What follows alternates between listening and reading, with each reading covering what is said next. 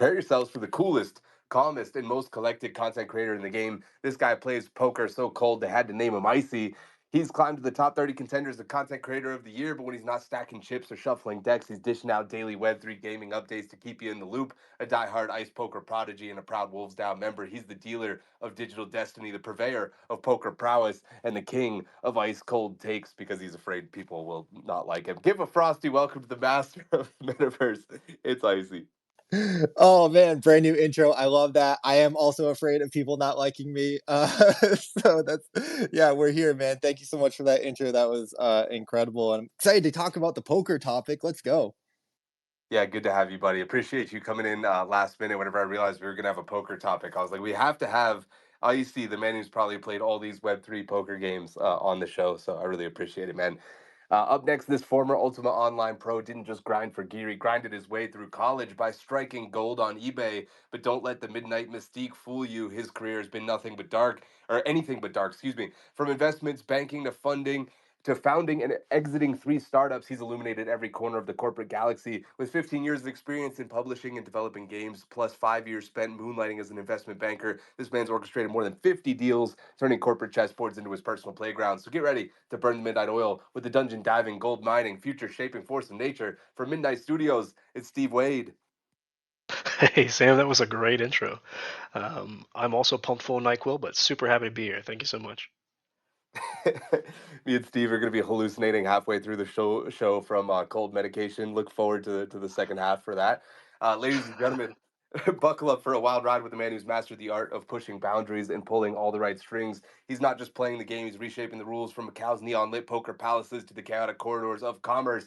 He's dealt in dollars with Alibaba and sparred in the esports arena with Team Liquid, but now he's tossing his chips into a whole new game. My angry Yakuza girlfriend. Get ready for a dose of daring, a shot of strategy, and a twist of taboo from the man who makes controversy look classy. It's the Titan of Taboo, the connoisseur of chaos, the Sultan of sharp strategies.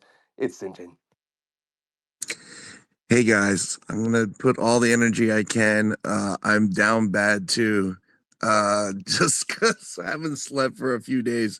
But I'm here. I love being here. I love you guys, even if it's 3 a.m. Happy to be here on episode 90. 3 a.m. and sick as a dog, but he still shows up for the boys. Appreciate you, Sinjin, as always. And once upon a time, he was dousing fires, but now he hoses down hopes and dreams with his sharp insights and ruthless honesty. When he's not astounding his audiences, he's busy at Uptick as a performance marketing mastermind, moving metrics and making magic happen. And let's not forget his role as a long-standing member of the Wolves now. Give it up for the multi-talented metric moving Jerry, the Golden God singer. Hey everybody, I feel phenomenal, but I'm gonna get gummy bears and Sprite and a whole bunch of Robitussin and party like I'm high school sophomore again to be in solidarity with you guys. I did fuck up my foot yesterday playing volleyball, so that I'm also down bad in a different way. Dude, I'm sorry to hear that. I hope you don't get those sugar-free Haribo gummy bears or whatever that give everybody diarrhea. Well, maybe I do. I don't know. We'll see. Using AI to architect an avatar's paradise, he's shaping surreal spaces in fantastic realms, excuse me, that ricochet between reality and reverie. Fresh off the launch of their Mystic Seeds and recent play tests, their ecosystem is ever expanding. In 2049, at 2049, excuse me, he astonished us with his insights, but he fell short in the game of billiards against none other than yours truly. Welcome to the panel from Today the Game, the magnificent Michael O'Connor. Wow, nice to be back here. Yeah, it's been a minute since I was on Gamified, so it's a pleasure to be back. Thanks for bringing up the one single worst moment of my year, losing that game of pool to you. But yeah, other than that, great to be here. This is the only reward I give myself, Michael. Just one intro where I get to take a jab. Sinjin, yours is coming up soon. I've actually been holding that one in the back pocket, but we'll get to that another day. Up next, whether he's leading the charge on NFTs or simplifying the most complex concepts, he's the brainy brute who's as unstoppable in esports as he is in the boardroom. The maestro of Magic Eden, turning digital treasures into pure gold while always knocking down knowledge like it's a game of dominoes. No, pneumonia knocked him down but not out, and now he's back to exact 6 weeks worth of revenge on our panel. Please welcome the chief simplifying officer, the Duke of Digital Deals, and the ruler of RuneScape. It's Knock. Yo, we got Michael O'Connor and Koji back on the panel. I got RuneScape on the other monitor. Life is good. Things feel normal again.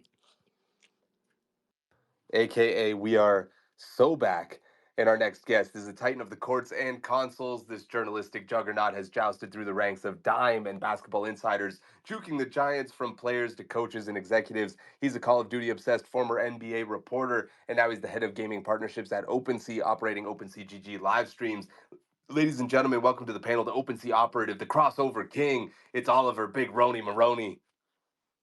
Oh man, what an epic intro. Happy to be here with all of you. Thanks for having me, and excited for today. Great to have you as always. And whether he's leaping into the latest lively discussions or lighting up our stage, this lovable lizard is always leading the pack. At just 2.4 pounds, he's the littlest legend with a larger than life presence. It's my co-host, Limbs. GM, what is up, everyone? It is good for another gamified. It is nice to stop thinking about a TGE and airdrop and yeah, have some fun and hang out on a space. Wow, hint, hint. Shout out to the ETH lizards and all the cooking you guys are working on over there. And of course, we're also joined by Dub. I'm sorry, Dub. The intro monster got away No, from we're me. good. We're good. We're used to that. Don't even Yes, worry. I'm glad to be Oh, acknowledged. oh Great, God. great to be here, guys. Love y'all. This sweeping is we need sweeping that the therapy. roof opposite of the floor, the roof of all of your NFT collections, despite them doing the exact same thing as the floor. It's Dub. That's your boy. Let's get ready to fun. And before we dive headfirst into the high octane pixel pounding pandemonium that is gamified, let's take a moment to acknowledge the real powerhouse making it all that possible.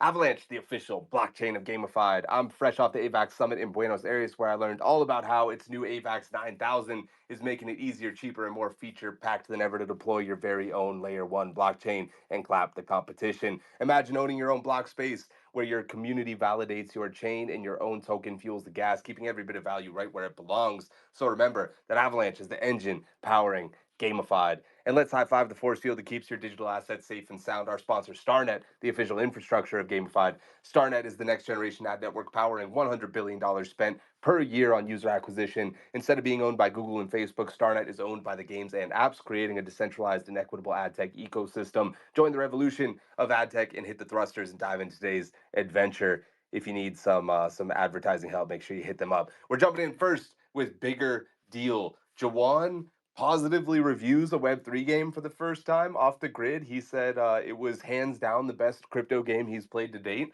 Or Riftstorm hitting #1 trending on the free games section of Steam. Which one of these is a bigger deal? In Jawan's review, once again, he called it hands down the best crypto game he's played to date. However, he also said there were performance issues and hackers, which I know we've heard a lot about, and Inhuman and Cairo, two of the top players in the world at that game, have lamented it as well. Riftstorm has been steadily ramping up their marketing and receiving more and more attention as they hit #1 on the Steam free-to-play charts, currently sitting at 93% positive score on Steam with 119 ratings. I'm sure some of those are bag holders giving them positive reviews, but also there were some reviews that were like, "Oh, guys, there's going to be NFTs in this, meh." So they were just like instantly downvoting it without playing the game. Let's send it over to Jerry the Golden God first.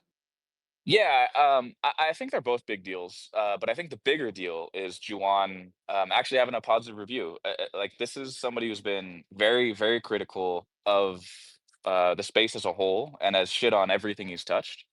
And I think you see that like there is an appetite for these games amongst people who just play games and who I mean, listen, Juwan has done pretty well in shitting on Web3 games, but the fact that one was good enough that he couldn't shit on it as hard as he wanted to, or and yeah, I mean, he said the things that we all know, right? It's not optimized, they're hackers. These things are not unknown to anybody who's looking at like early stage games.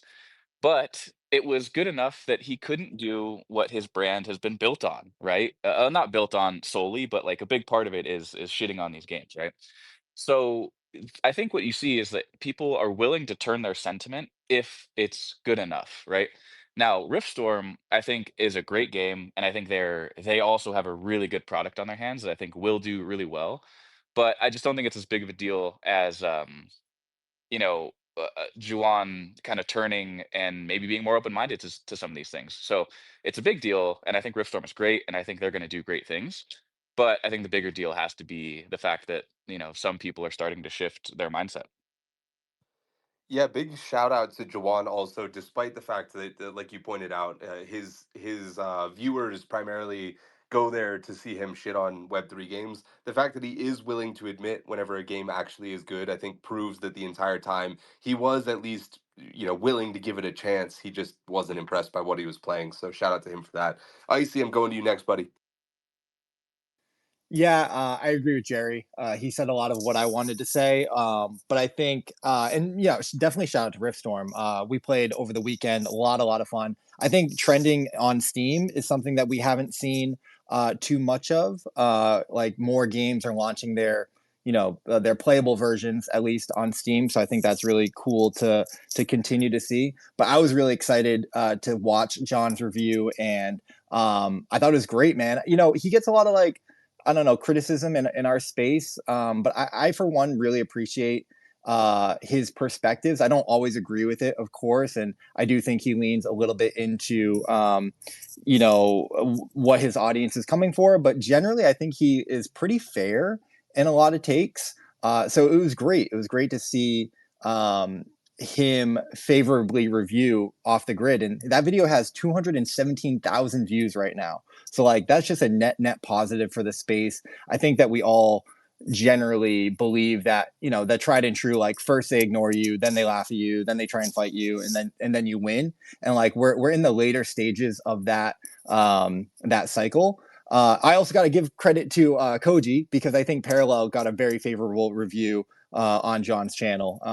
So he'll give credit where credit's due. Yeah, that is true. I would say Parallel was the most positive one prior to this. Let's go to Dub and then to Lems, who I think was in order. Yeah, like in my heart and soul, I agree with Jerry and Icy, but I think like the physics and the reality of the situation is that that Riftstorm is making a bigger impression and bigger impact on the world by what they're doing here on Steam. Like they're touching more people than what John's gonna be touching with that video specifically. And like yeah, it's definitely all great for the space, don't get me wrong, but comparing the two, like if I had to choose which one I would take and which one would like just snap from existence, I would take Riftstorm doing what they're doing. I'm inclined to agree with you there. A couple of quick comments. Taras says, I'm back chilling in gamified spaces, enjoying the golden nuggets of knowledge being shared by the amazing speakers on this space. Also says, rating in with the other cake eaters. Shout out to Doug Hype, who always sends the homies over after his show. Appreciate you, man. Let's go over to Michael O'Connor next from Today the Game. Michael, bigger deal, Jawan giving Off the Grid a positive review, or Riftstorm hitting #1 trending free game on Steam, brother? I think it's great, great news all around the block here. I think I'm most excited about seeing the great reviews that are coming in from Off the Grid. It feels to me like we've broken a glass ceiling here, and there's a huge amount of momentum. I think a lot of people have talked about that Off the Grid was an important game beyond its own success, that it had a lot of backing, it had a lot of hype behind it. They've looked to provide some innovative ideas in terms of gameplay and certainly in terms of marketing. And so far, so good. And I think that this is such a huge thing. I think this is like, it feels like a turning point to me. And and I don't want to take away from folks who are smashing it, getting incredible amounts of traction on Steam and stuff like this. But there's a bigger narrative at play here, and it's about breaking that glass ceiling and changing the way that people view this industry. And we all knew it was going to happen. And, we speak about how it's inevitable. And this is what inevitability looks like. It's you keep breaking those bricks, and then that wall falls down, and then we bust through. And I think that's what we're witnessing right now. So I'm feeling really happy and positive about the space. One day at a time. Appreciate you, Michael, and appreciate everybody that's given us retweets, helping spread the good word about Gamified. Appreciate you guys. Keep them coming. Let's send it over to Steve Wade from Midnight. Hey, thanks. Don't mean to jump the queue. I was kind of thinking maybe I shouldn't answer this question because I don't know who Juwan is. Um, seems like a Scottish unicorn giving his compliments from everyone else's comments. So it's great to hear that more people are looking at good games. I think Off the Grid is just that. It's well, maybe it's a decent game. Um, I think that's more impactful than what I'm hearing with Riftstorm. Uh, the number one trending on Steam, I would say that is uh, sometimes sketchy, especially in Web3. We've seen a lot of things on the Epic Game Store, the Steam Store, that are inflated numbers. By Web3 has a lot of bribes in it. So I would kind of like to take the reading rainbow approach. Play it for yourself. Is it fun? Is it going to have staying power? Even for off the grid, most free to play games, most FPS games in particular, they have a lifespan of 3 to 6 months to them. So great start. I don't know if they've recouped their costs yet. I don't know if they're going to recoup their development cost. We have a lot of similar investors. Um, I think it's good for the space because, like everyone said, Web3 is inevitable. We started free to play in 2006, and look where we are now. So I think it's the right direction. Everything's trending the right direction. Um, but there is a lot of bad actors in the space. So I would say, don't believe everything you read. Yeah, fair take there. Hard to believe it's been almost 20 years since free to play really took off. That's unbelievable. And a couple of people in the comments also asking about Jauwn. Yeah, Jauwn is one of the harshest critics of Web3 games, but he does these really, really deep dives. Usually like a 40-minute YouTube video kind of dissecting them. And so, with that being said, he might be harsh, but at the same time, he actually is doing his research. He understands the technology. He just doesn't believe that it actually positively impacts gaming, and so that's kind of where he's coming from. I did link his channel if anybody's interested in the comments. He seems like a really good dude, and ironically he was actually in the running for content creator of the year last year. I believe he ended up being in the top 5, but I don't think he made the top 30 this year. Let's go to Koji next. Koji, over to you, bud. Hey, Sam. I'm not going to hold it against you for not getting an intro, but I'm going to call you out on it right now. I was going to vote What? for you for Content Creator of the Year, but now I'm not so sure. Um, no, honestly, like, to me, I think that the off the grid thing is a big deal. It kind of just shows you that like the old playbook still kind of works, right? Like if you can build a good enough game and put enough marketing dollars behind the hype, like you can push something forward. Now whether or not that's sustainable or will work long term or whatever, I guess like that's yet to be seen. But it does kind of show you that um, I guess some Web2 sensibilities will still work in the space, right? And there's a bunch of people clamoring for like, oh, they should release the token now, or they should do XYZ or whatever. It's like maybe that's not what they're after, and maybe what we need in this space is a little bit more Web2 sensibility. And as far as like the positive Steam stuff is concerned, like I'm just a glass half empty guy. I'm always just like, oh, anyone can leave a comment and get some bots to do some bullshit or something. I don't know. Not that I'm saying that's what's happening, but like I'll believe it when I see it. At least with the off the grid stuff, you can watch people play and you can hear what they have to say about it and whatever. Now, whether or not they're being paid to say that, like, I actually don't believe that. I think streamers will, for the most part, tell you, or you can at least kind of tell if they're not really enjoying themselves and they're just being paid to play it versus whether they actually enjoy it. Even if they are being paid, they can still enjoy it. So, like, that doesn't really color it entirely. Anyway, I'm rambling now because I'm really tired. I just got back. Apparently, I'm old, and a 3-hour time difference is enough to like destroy my entire lifestyle. Um, but yeah, I think the off the grid thing's a bigger deal. They're both very big deals, though. Koji, first off, my apologies. The Prince of Parallel, everybody knows him at this point. Second of all, I too am wrecked by a 3-hour time difference. So consider me old as well. Let's go to Oliver Maroney, then we'll tag in Knock. Yeah, I think we're talking about kind of two different news stories or two different type of events here. One, obviously, the Steam is more current and relevant, but in 3 months, will we be talking about Riftstorm being on Steam as the trending game? Probably not. And then secondarily, from the Jauwn side of things, that's an evergreen piece of content that lives on YouTube forever as long as he doesn't take it down, right? And so I think that probably has the longer impact staying power, but it's not to dismiss or, discredit what Riftstorm's been able to do.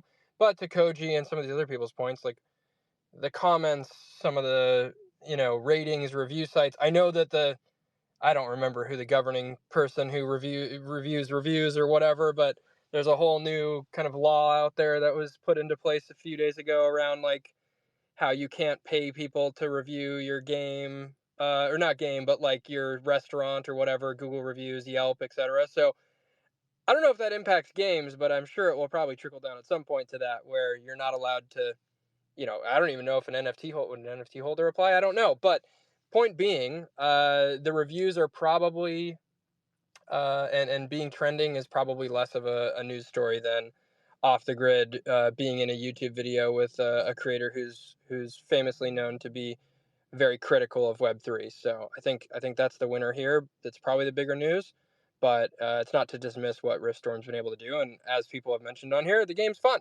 So credit to them for getting there. And it is another demographic and kind of talking point for people in Web3 to say, hey, we've got a game that's now trending in Steam.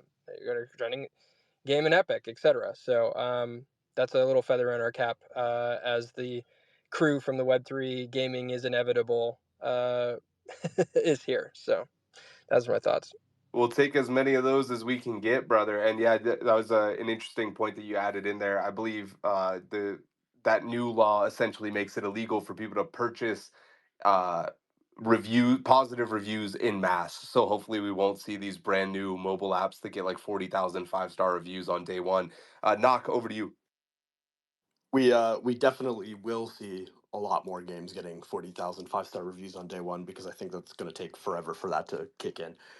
Yeah. Listen, I think Steve's response is pretty interesting, especially around I don't really know who Jauwn is. Like this is the point, right? Like he is maybe the 10th or 15th largest creator who has posted about off the grid in the last couple of weeks.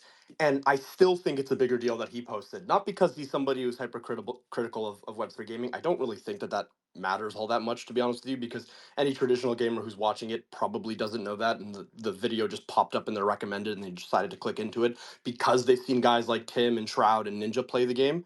I think it's great that we get continued coverage and different perspectives on off the grid. Something like a deep dive is so nice to see. Juwan does an excellent job in a lot of his videos where he really looks at the game that he's talking about. He isn't just a hater. He has real arguments for why he doesn't like the way that certain games are operating or why he doesn't believe in Web3. And I think as founders and some of the founders on the panel definitely think he's a content creator who's worth watching to get some of those perspectives.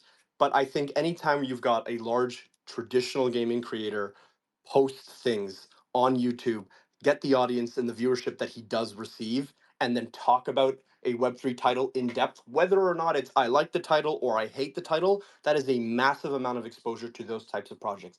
Even the Illuvium video that he posted a few weeks ago, 400,000 views. That video was all about how he hates Illuvium. That is probably the single most like effective piece of content about Illuvium in terms of spreading the message of what this product is. So even when he's hating on games, he's doing good things for these titles. So definitely think anytime you get a large creator post a video, receive hundreds of thousands of views, it's always going to outweigh something that can be gamed, like, number one on free to play on Steam. That being said, plenty of people, plenty of traditional gamers, that is how they discover titles. What's on Steam? What is fun? What looks interesting to me? And they'll go through those charts. So I think that that definitely carries weight.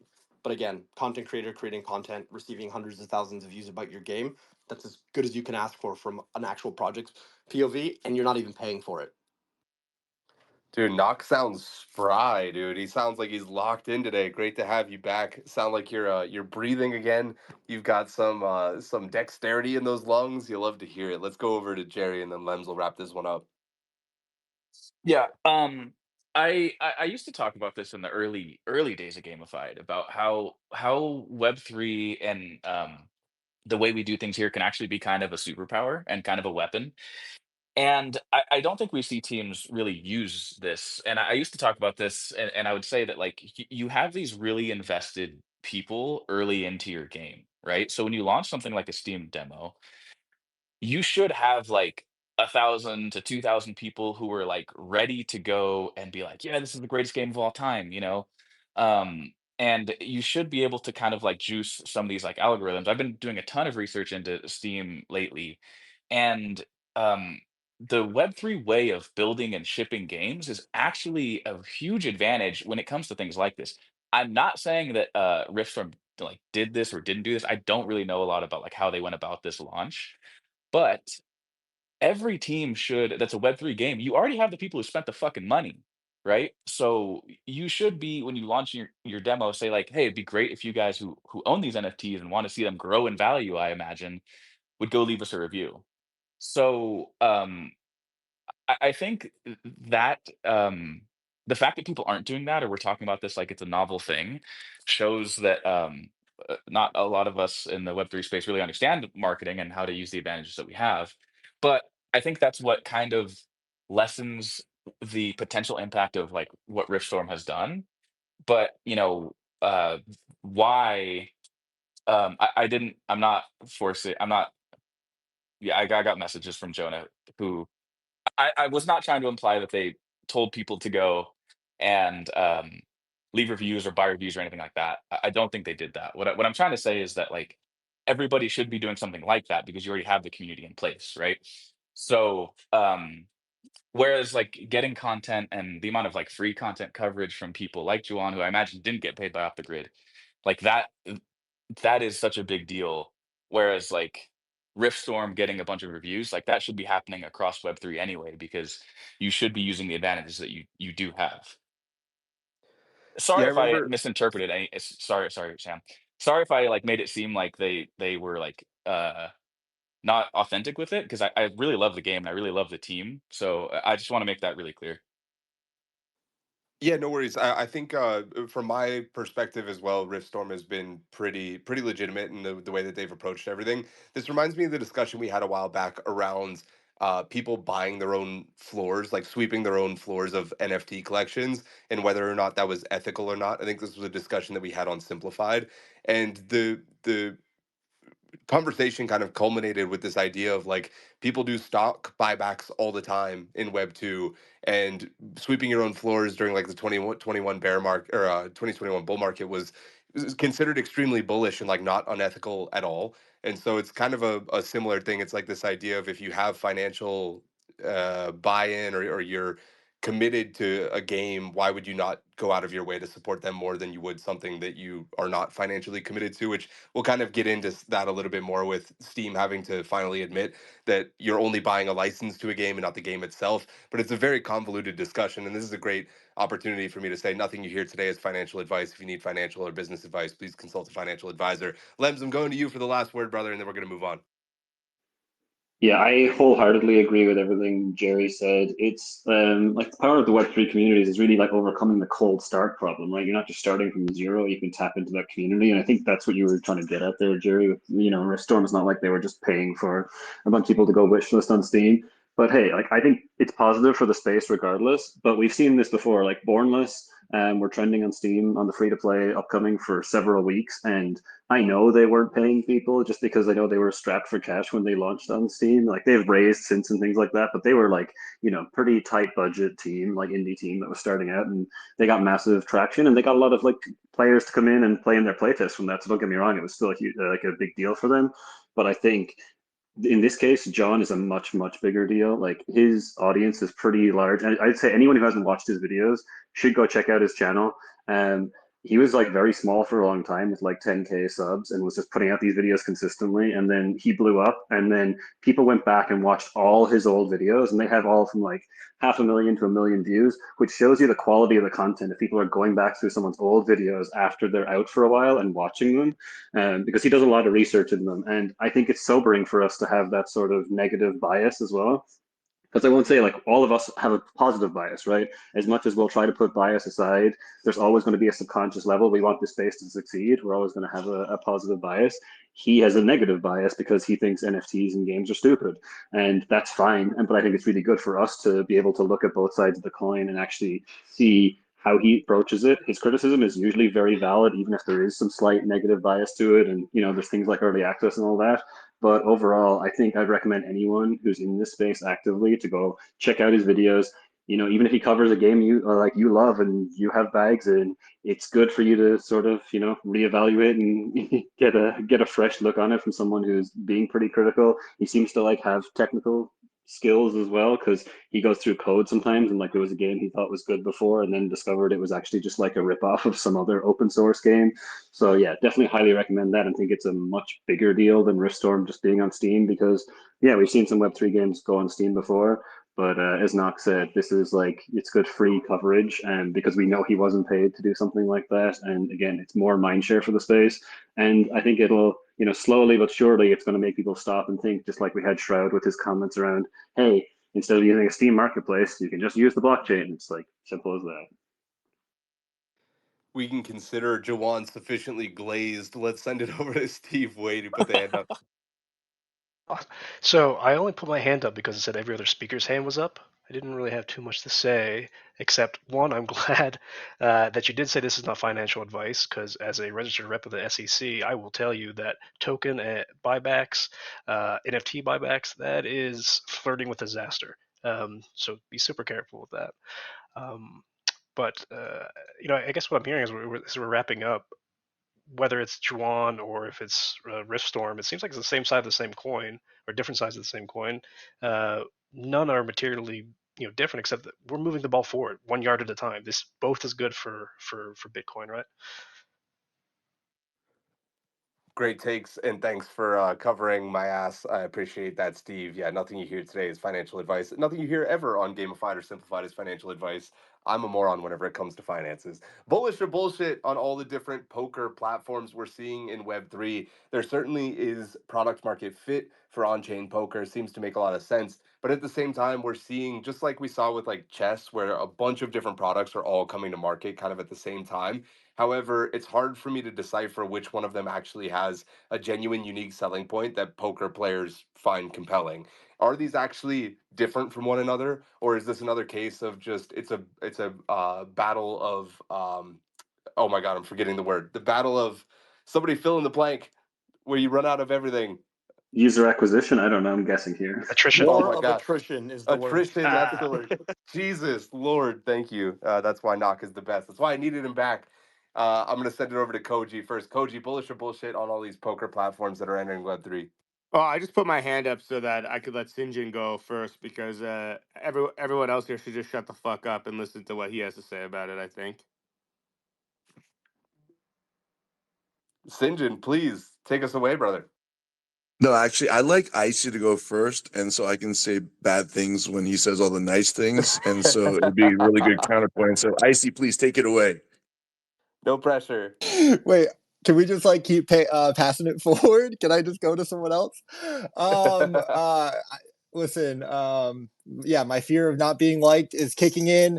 My imposter syndrome is kicking in, but no, yeah, of course I'm bullish. Ice poker was the game that brought me into Web3 gaming. I was one of these hated crypto bros before then, and I just think that there's so many parallels between poker and overlap between poker and crypto. A lot of poker players were some of the early adopters of Bitcoin, because it was the payment rails that enabled them to transfer, large amounts of money. Poker got shut down in the United States in 2012, an event called Black Friday that Sinjin is well aware of. And a lot of these poker players lost access to their livelihood, and Bitcoin and crypto was one of the alternatives that allowed them to continue going on.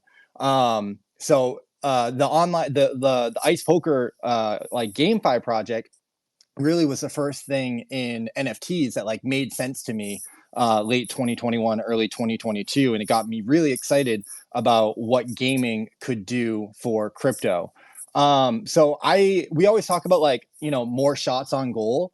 So I'm structurally bullish on chain or GameFi crypto poker. I will also admit that a lot of the projects, while I'm excited about some of them, no one's really struck that product market fit and really found a breakout success, largely because I'm sure Sinjin will kind of talk about it. It's a saturated market, and you know, it's hard to kind of get those users over to your platform because you do have to have something compelling.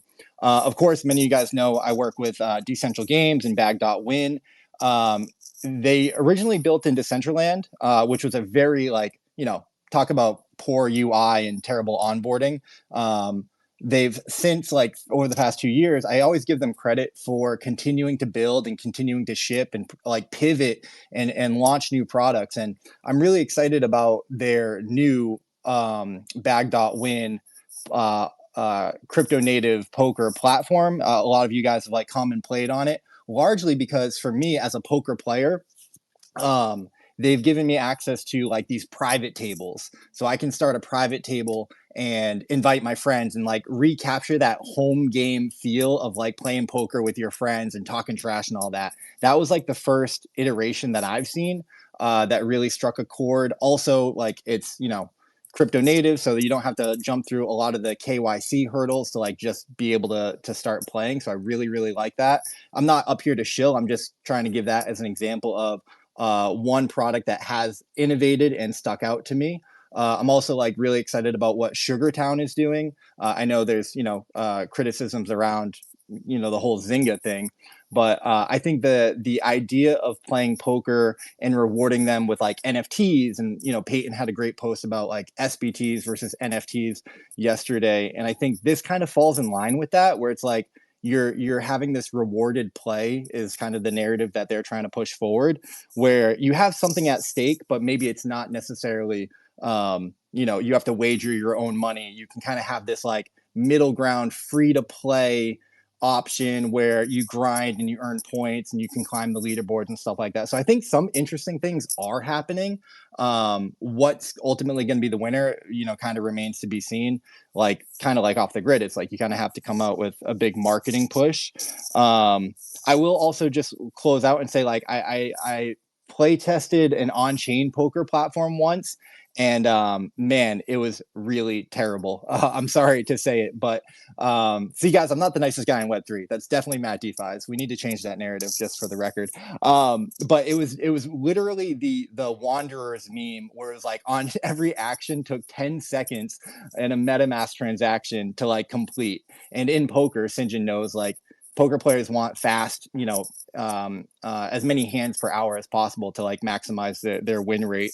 So like on-chain poker, I'm kind of bearish on until someone can, you know, build that in a seamless way. Appreciate that, Icy. Nice segue to send it over to the Titan of Taboo, the Prince of Poker. It's Sinjin. Sinjin, why are some of these platforms good and why are some of them bad? What's the differentiator here? You know, I would say that it's really cute what's happening in Web3 poker. And I mean that in the nicest, patronizing way possible. Because, you know, right now it's like this really crappy, nerdy, friendly home game that you go and it's a bunch of like frat boys playing, or, you know, it's your dad's friends playing. And it's such a soft, easy game that I encourage everyone that if they have a chance to play right now in any of these Web3 poker sites, please go and play and enjoy yourselves. You probably have the best edge possible. But let's put it this way, that if I was to start a Web2 poker company right now, other than it being insane to do so, I would at least have to start off with like 40 million US. And the main thing that everyone gets wrong in poker is, especially when they first start off, is the majority of these sites are started off with poker players. Poker players tend to be quite intelligent, but very, very contextual focused in the type of player that they are. And so for on-chain poker or for crypto poker, the kind of ideas of why this product should exist, or which is better than kind of Web 2. And this really does matter because poker is a very, very established and long-standing established genre online, especially in the case of like real money. So, you know, really just having a token isn't really that different than what poker is right now in the Web 2 space, right? They're open real money economies, you know. They have multiple payment solutions all over the world. Some of the first international payment solutions were developed for online poker and for gambling. And this is where, obviously the DOJ and the SEC ended up doing a lot of their enforcement and creating the playbook on how to, kind of deal with these overseas gambling companies by targeting payment. But for the most part, Web3 companies think that it's about like transparency, that, players want to know that it's really random, in terms of what the cards are coming out as, ownership of your own funds. That's another thing. And then generally like, um, yeah, that is on chain, and then somehow like being able to verify like what the hands were and stuff like that afterwards is the biggest selling point. And I'm gonna say they are absolutely, totally, completely wrong.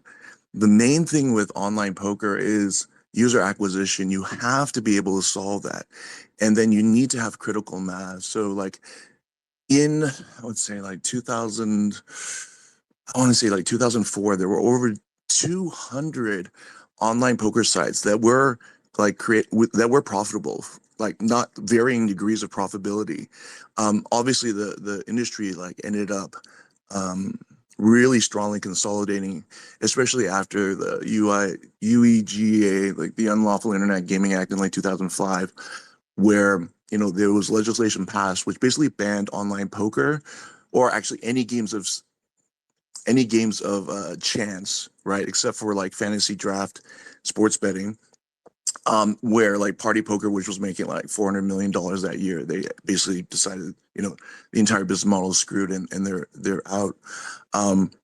Poker was super humongous, right? But it ended up getting whittled down to about like 3 or 4 sites worldwide that took up all the liquidity, right? That would have been PokerStars, Full Tilt, Absolute Poker, America's Card Room to some degree, at a very small degree, right? So it's that network effect was so humongous, right? Because like in terms of like prize pools for tournaments and stuff like that, right? You can't just sustain that by paying for it. There was this one poker site called Mansion Poker, and they would guarantee something crazy like 100K like tournaments every single day, and they ended up losing like $14 million in like 1 year, right? So like, yeah, you can't really buy your way into poker, but all I want to say is like, I wish these guys the best of luck. I have talked to a few of these teams, and I've talked to the founders, and I've had a couple of VCs ask me if I wanted to advise for them, and I've talked with the founders, and the founders were really adamant that they really understood what poker was, and how you make money. But the thing is, poker is really interesting because the way you make the money on the table and the way you make the money off the table as the house are totally two completely different things, because you really need to make sure your like player kind of like the types of players you have is really, really balanced.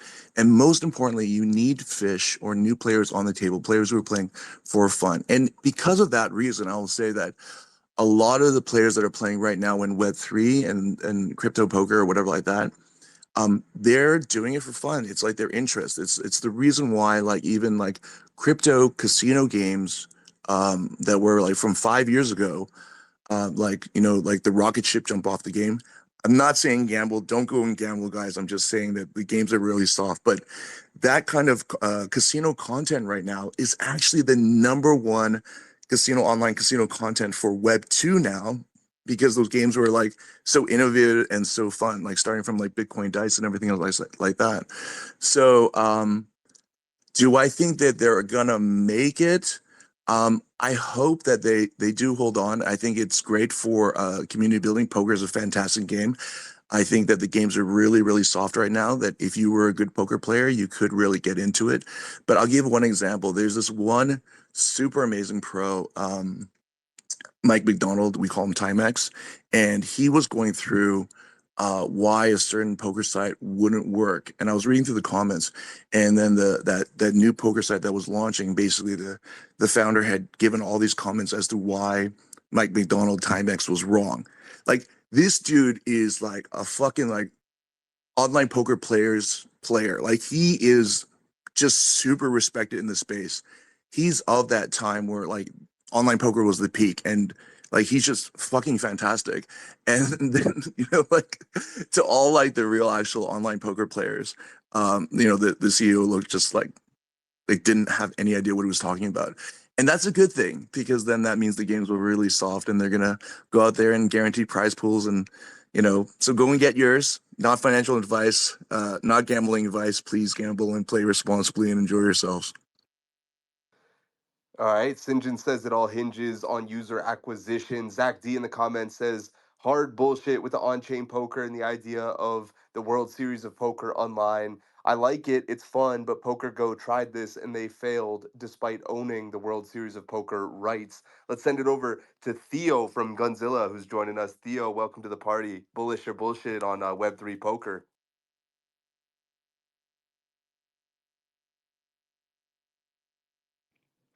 All right, we'll double back on Theo. Let's go to Knock. Yeah, I think Sinjin kind of mentioned this, but poker is definitely a game of skill, and there's not a whole lot of it in the people who play Web3 poker. I think it's really good for two things right now. The first is taking money from people who have more money than skill. And the second is really seamless, quick, and trustless transfer of funds. And I think that that's where things get pretty interesting. I live in Ontario, Canada, and a couple of years ago, we had a whole new bunch of legislation come in the way that online gaming is handled. The province and the premier took the rights away from the likes of DraftKings and FanDuel to run things like daily fantasy, and reshuffled away a lot of the players in the space look. And now to get paid out, you have to go through a ridiculously long KYC process. It takes more than 48 hours to deposit funds. It takes up to a week to deposit funds or to withdraw funds, depending on how much money you have in your account. There are different limits, so like tranches in which you can withdraw. So if you've got 100K, you can only withdraw in batches of 10 or 15, depending on the site. That's chaotic. It's an awful experience. You have to log into something that tracks your IP address and places you, where you are in the province to make sure that you're within the province when you're playing. It's a really shitty experience. So the idea of being able to log on, play in a system or on a site that I can get paid out pretty seamlessly. I don't have to trust anybody to give me that money because I can check and verify that, blockchain systems are set up in place and it's transacted almost instantly. That's really compelling. But to Sinjin's point, I think the biggest piece right now is online poker in Web3 really does feel like a home game with really high stakes and a bunch of people who don't know how to play poker. If you're good, you can make a boatload of money very quickly. You'll probably piss off all of your friends in the process of doing so. But there really isn't a whole ton of people playing the game right now. And the skill disparity between somebody like Yoon or Locodoco from Magic Eden and the average person playing poker in Web3 is massive. And guys like Yoon are making a whole bunch of money. So if you're good, go make some money. Don't know how long this lasts, but I think that there are benefits. It just feels like right now it's skewing to the benefit in the favor of people who know how to play poker versus bringing on a number of fish into the space. I think people are going to start running out of money before you really have a chance to hit critical mass. Yeah, you will not find me on any of these tables unless it's one of Icy's game nights where he gives me the money to play with. Vidar in the comments says, "Why play poker when you can gamble on meme coins and 100x your poverty and depression?" Maria also says, "Knock is back." Yes, he is. Jerry, over to you. Then back to Icy. Yeah, I listen, I don't know shit about poker and I don't really enjoy playing it. But I wanted to like double click on something that Sinjin said about like acquisition costs in poker, and it's insane, dude. Like these guys have like model out for 2-year ROAS, right? So they're unprofitable on every like user that they get for multiple years. And I think it's a really scary place to be playing in if you're not like incredibly bankrolled, right? Your first 2 years of existing as a company are pretty much going to be a wash. And then you hope to get into profitability at that point. And I don't know. A lot of these companies in the poker space seem to just come and go, and I don't know that the people building these poker games seem to understand that. So yeah, I think there's just like every time I hear about a new one of these popping up, I can't help but go back to that thought of thinking like, well, can they weather the storm for 2 years as they spend a shit ton of money to try to get people in the game to get them off of the poker site that they enjoy, and can they last? And I think more often than not, it's no. Yeah, fair takes there. Icy, back to you, and then to Sinjin. I mean, a lot of great stuff. There's a great conversation, and a lot of great points are being made. I guess as as the resident poker DJ in Web3 gaming, I'll just defend the space a little bit. In that, Jerry makes a great point, but I don't think that that's any different from any other game genre that is coming into, or not necessarily structurally different than any other game genre coming into Web3 and trying to find success, right? Games are a hit driven business. And especially if you're launching a poker platform in a very saturated market, um, it's going to be a hit driven, um, um, swing at bat for you. Uh, to Jerry's point, though, like the revenue and the business model is established, and the roadmap there is pretty clear. That's why, to St. John's point, in 2004 there were hundreds of profitable poker sites, and then a lot of them converged. And just to like zoom out, macro at taking a macro look at the space, like Yuga Labs hosted a poker game in the other side, one of their debuts for like play testers and getting people in for ape holders and stuff, like was a big poker event. Zynga or Sugartown, when they were with Zynga, was like so bullish on their big launch and their big debut and their premiere coming out party with like the game that they thought was going to change the world and we're tweeting about all day, every day. That was a poker product because they saw the vision of, mainstream appeal and mass adoption, and how blockchain can enable this and innovate on it, and deliver a new experience, right?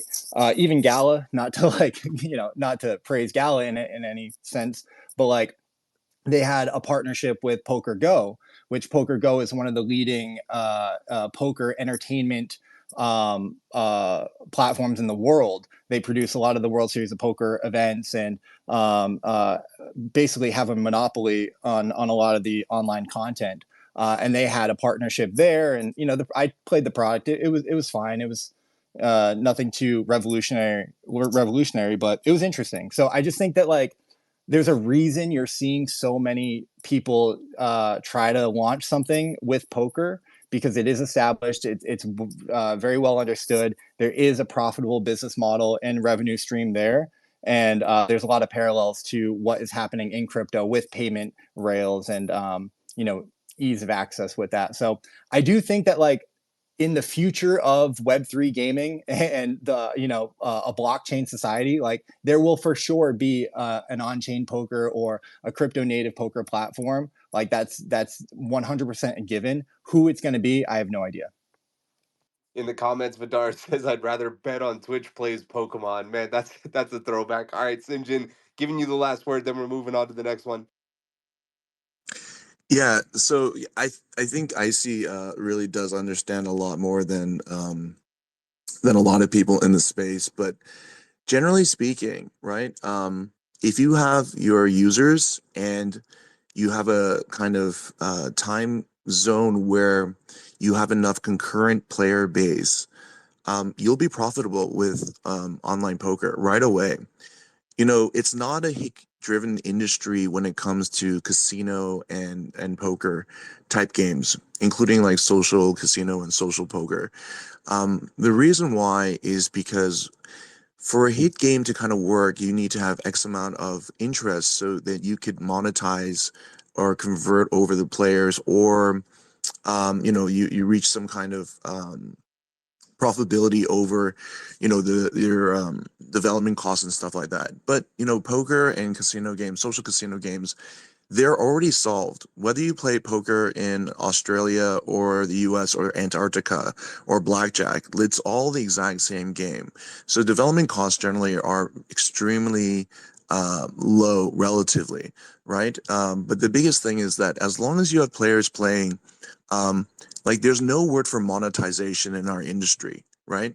Like as you play, whether it's social casino or casino, like the game has fixed odds. I think I've talked about this before, but basically the more transactions that happen across the board, right, the win rate is mathematically fixed. And so the house will absolutely win. When you're playing poker, there's a thing called rake, or there's entry fees, whether it's tournaments or cash games. And so every time that you enter into a tournament, You pay an admin fee, usually around 10%. You pay rake, which is kind of crazy. Because right now, I think for a lot of the crypto sites, their rake is like whatever percentage, but it's uncapped, which is really super insane, actually, because mathematically you can never beat the rake. Like the longer you play consistently, like you're basically giving away your money to the house. But that's okay if the games are juicy enough and they're easy enough. But the online poker world and for like social casinos and stuff like that, we've never needed a huge amount of player numbers. So to give you an idea, um, when I was at PokerStars in the end of 2010, and these are like private numbers before, we were sold and we were a public company, we were private back then. We had like 1.1 billion in revenue, and we had, get this, like 89% profit margin that year. Okay. But even more surprisingly, we had about 150,000 unique players. And what's more important is that we had about 15,000 hourly concurrent players. So over a 24-hour period, right, we had an average of 15,000 players playing it at that time. So you do the math, right, and get this as well, is that we were making that year on year on year on year, right? It wasn't just 2 years and then it was gone. Like, I kind of get a laugh because like when mobile developers come and they come on and they say, oh, I've been responsible for $2 billion in revenue. Like, okay, and that was it. And then how much did your company spend to get that, right? Like 1.2 billion, right?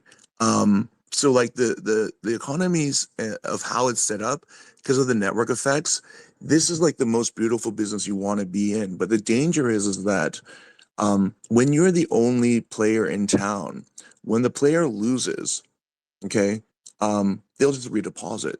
But the more competition that comes in and breaks that like hourly concurrent liquidity, right, you have to now entice them to deposit, right? So you've paid this acquisition fee, now you're paying a redeposit fee, and then you're paying a loyalty fee.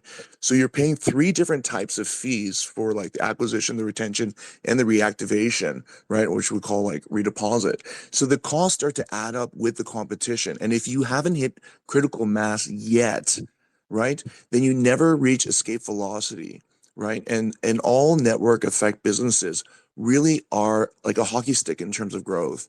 And I'll give you an example of what that really means is that like in your first year, whatever your revenues are, once you start to hit that hockey stick growth, like you will literally triple your revenues the next year and double it the next year after. Like that's what's indicative of hockey stick growth for a network economy.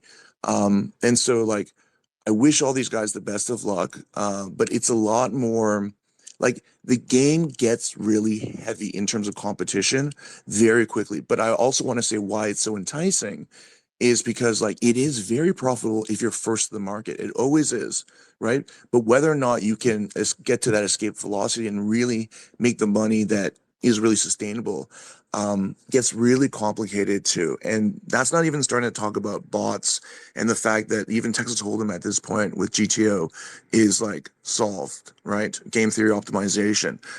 So the best thing to do is, and it always comes down to this, right? And people, they don't understand this quote, so I'll really explain it. Okay. If you don't know who the sucker at the table is, then you're the sucker. And what that means is like, if you don't understand like who the weakest player at the table is, then you're the weakest player, right? And you're going to get banged on, right? And so in the same way with these poker sites and stuff like that, like they don't know how they're playing poker. They don't know about the poker industry actually, because the majority of them are not from the poker industry and they don't think that it matters. But, to really look at the numbers and scales and how an organization like a network scales is really different because it's not a linear progression in terms of strategy and stuff like that. Do I think they're all suckers? Absolutely on some level. And I urge everyone, not gambling advice, not poker playing advice, whatever. If you're good at poker, go and get some. All right, we got to move on from this one, but appreciate the master class from the man who did it all those times, all those years ago. It's time to give a massive shout out to the true MVP behind the scenes, Avalanche, the official blockchain of Gamified. While others are banging their heads against the wall trying to make blockchains work, Avalanche has cracked the code with AVAX 9000, making deploying your own layer 1 smoother than ever before. But why stop at just any blockchain whenever you can have your very own? With Avalanche, you're not just playing someone else's game, you're setting the rules yourself. It's not just a pipe dream. This is the reality that giants like Off the Grid, Shrapnel, Solo Leveling, and more are already living.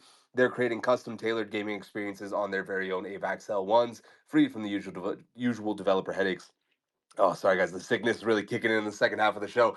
As we reach the midway point of our galactic mission, it's time to highlight an essential part of your gaming arsenal. It's StarNet. StarNet is the next generation ad network powering $100 billion spent per year on user acquisition. If you're looking to do user acquisition for either mobile, Android, or iOS games, StarNet can boost you into the spotlight. Thank you to StarNet for being the official infrastructure of Gamified.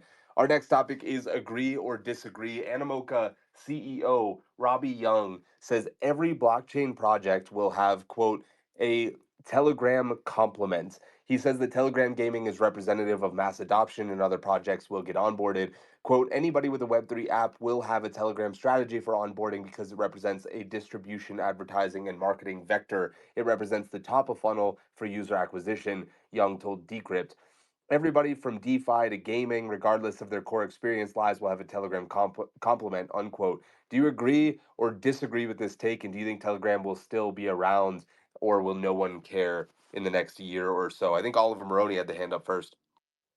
Yeah, I think this is a really interesting topic. The hot topic or the hot take here is that that's like the key word here for me, every game is going to be on Telegram or have a Telegram app. I find that hard to believe. I'm not saying that it can't happen. I'm not saying it won't happen, but it seems very unrealistic. And I think there are certain games that are built for Telegram and certain games that aren't. And look, there's obviously this other huge behemoth in the space in the same sort of category, I would say, of like social communication, internet apps that kind of connect either voice or text. And I would say Discord's in this conversation as well. And they've been like doing things on the side. I've seen a lot of like updates from them from the gaming side of things.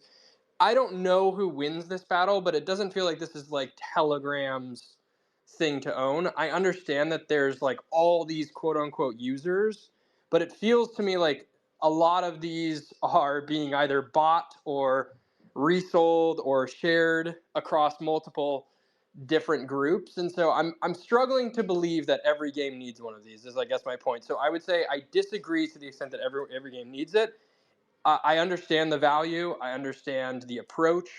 And I understand a lot of games tapping into that for user acquisition, and I completely get it. Um, but I don't think it's necessarily the road. And we've seen this time and time again. Before Off the Grid, there wasn't such a thing as like, oh, you release this like Web3 game in a private state, and then it goes public after the private state. No. You have to build in public. That's what everybody's saying for years.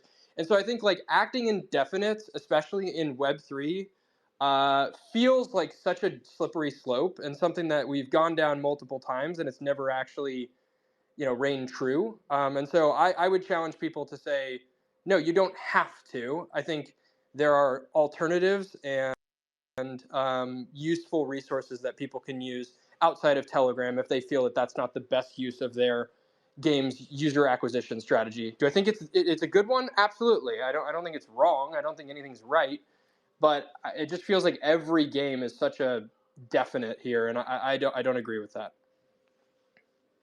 Yeah, interesting takes. We've seen, I think, 3 Telegram airdrops, if not 4, now be severely disappointing for people. So it's definitely feels like this current fad is wearing off, but it's also possible that the experiences get deeper, which makes it more interesting to continue to develop these. I think Dub had the hand up next, then we'll go to Michael O'Connor. Yeah, dude, fully agree with Big Maroney on everything there. I don't see NBA Top Shot needing a Telegram app, and like not every game needs a Twitter, not all of them need a Discord either too. Every is a very, very definitive statement, but to say like a majority are gonna have it is also feels like a bit too extreme. Like I would label it as like a 30 to 40% maybe.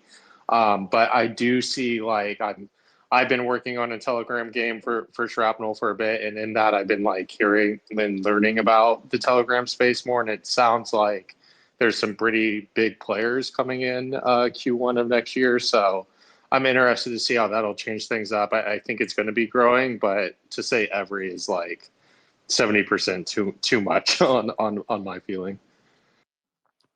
He thinks they'll be prevalent but not dominant. What do you think, Michael O'Connor? I think being nice, I think the first thing to say is it's an amazing opportunity over there on Telegram.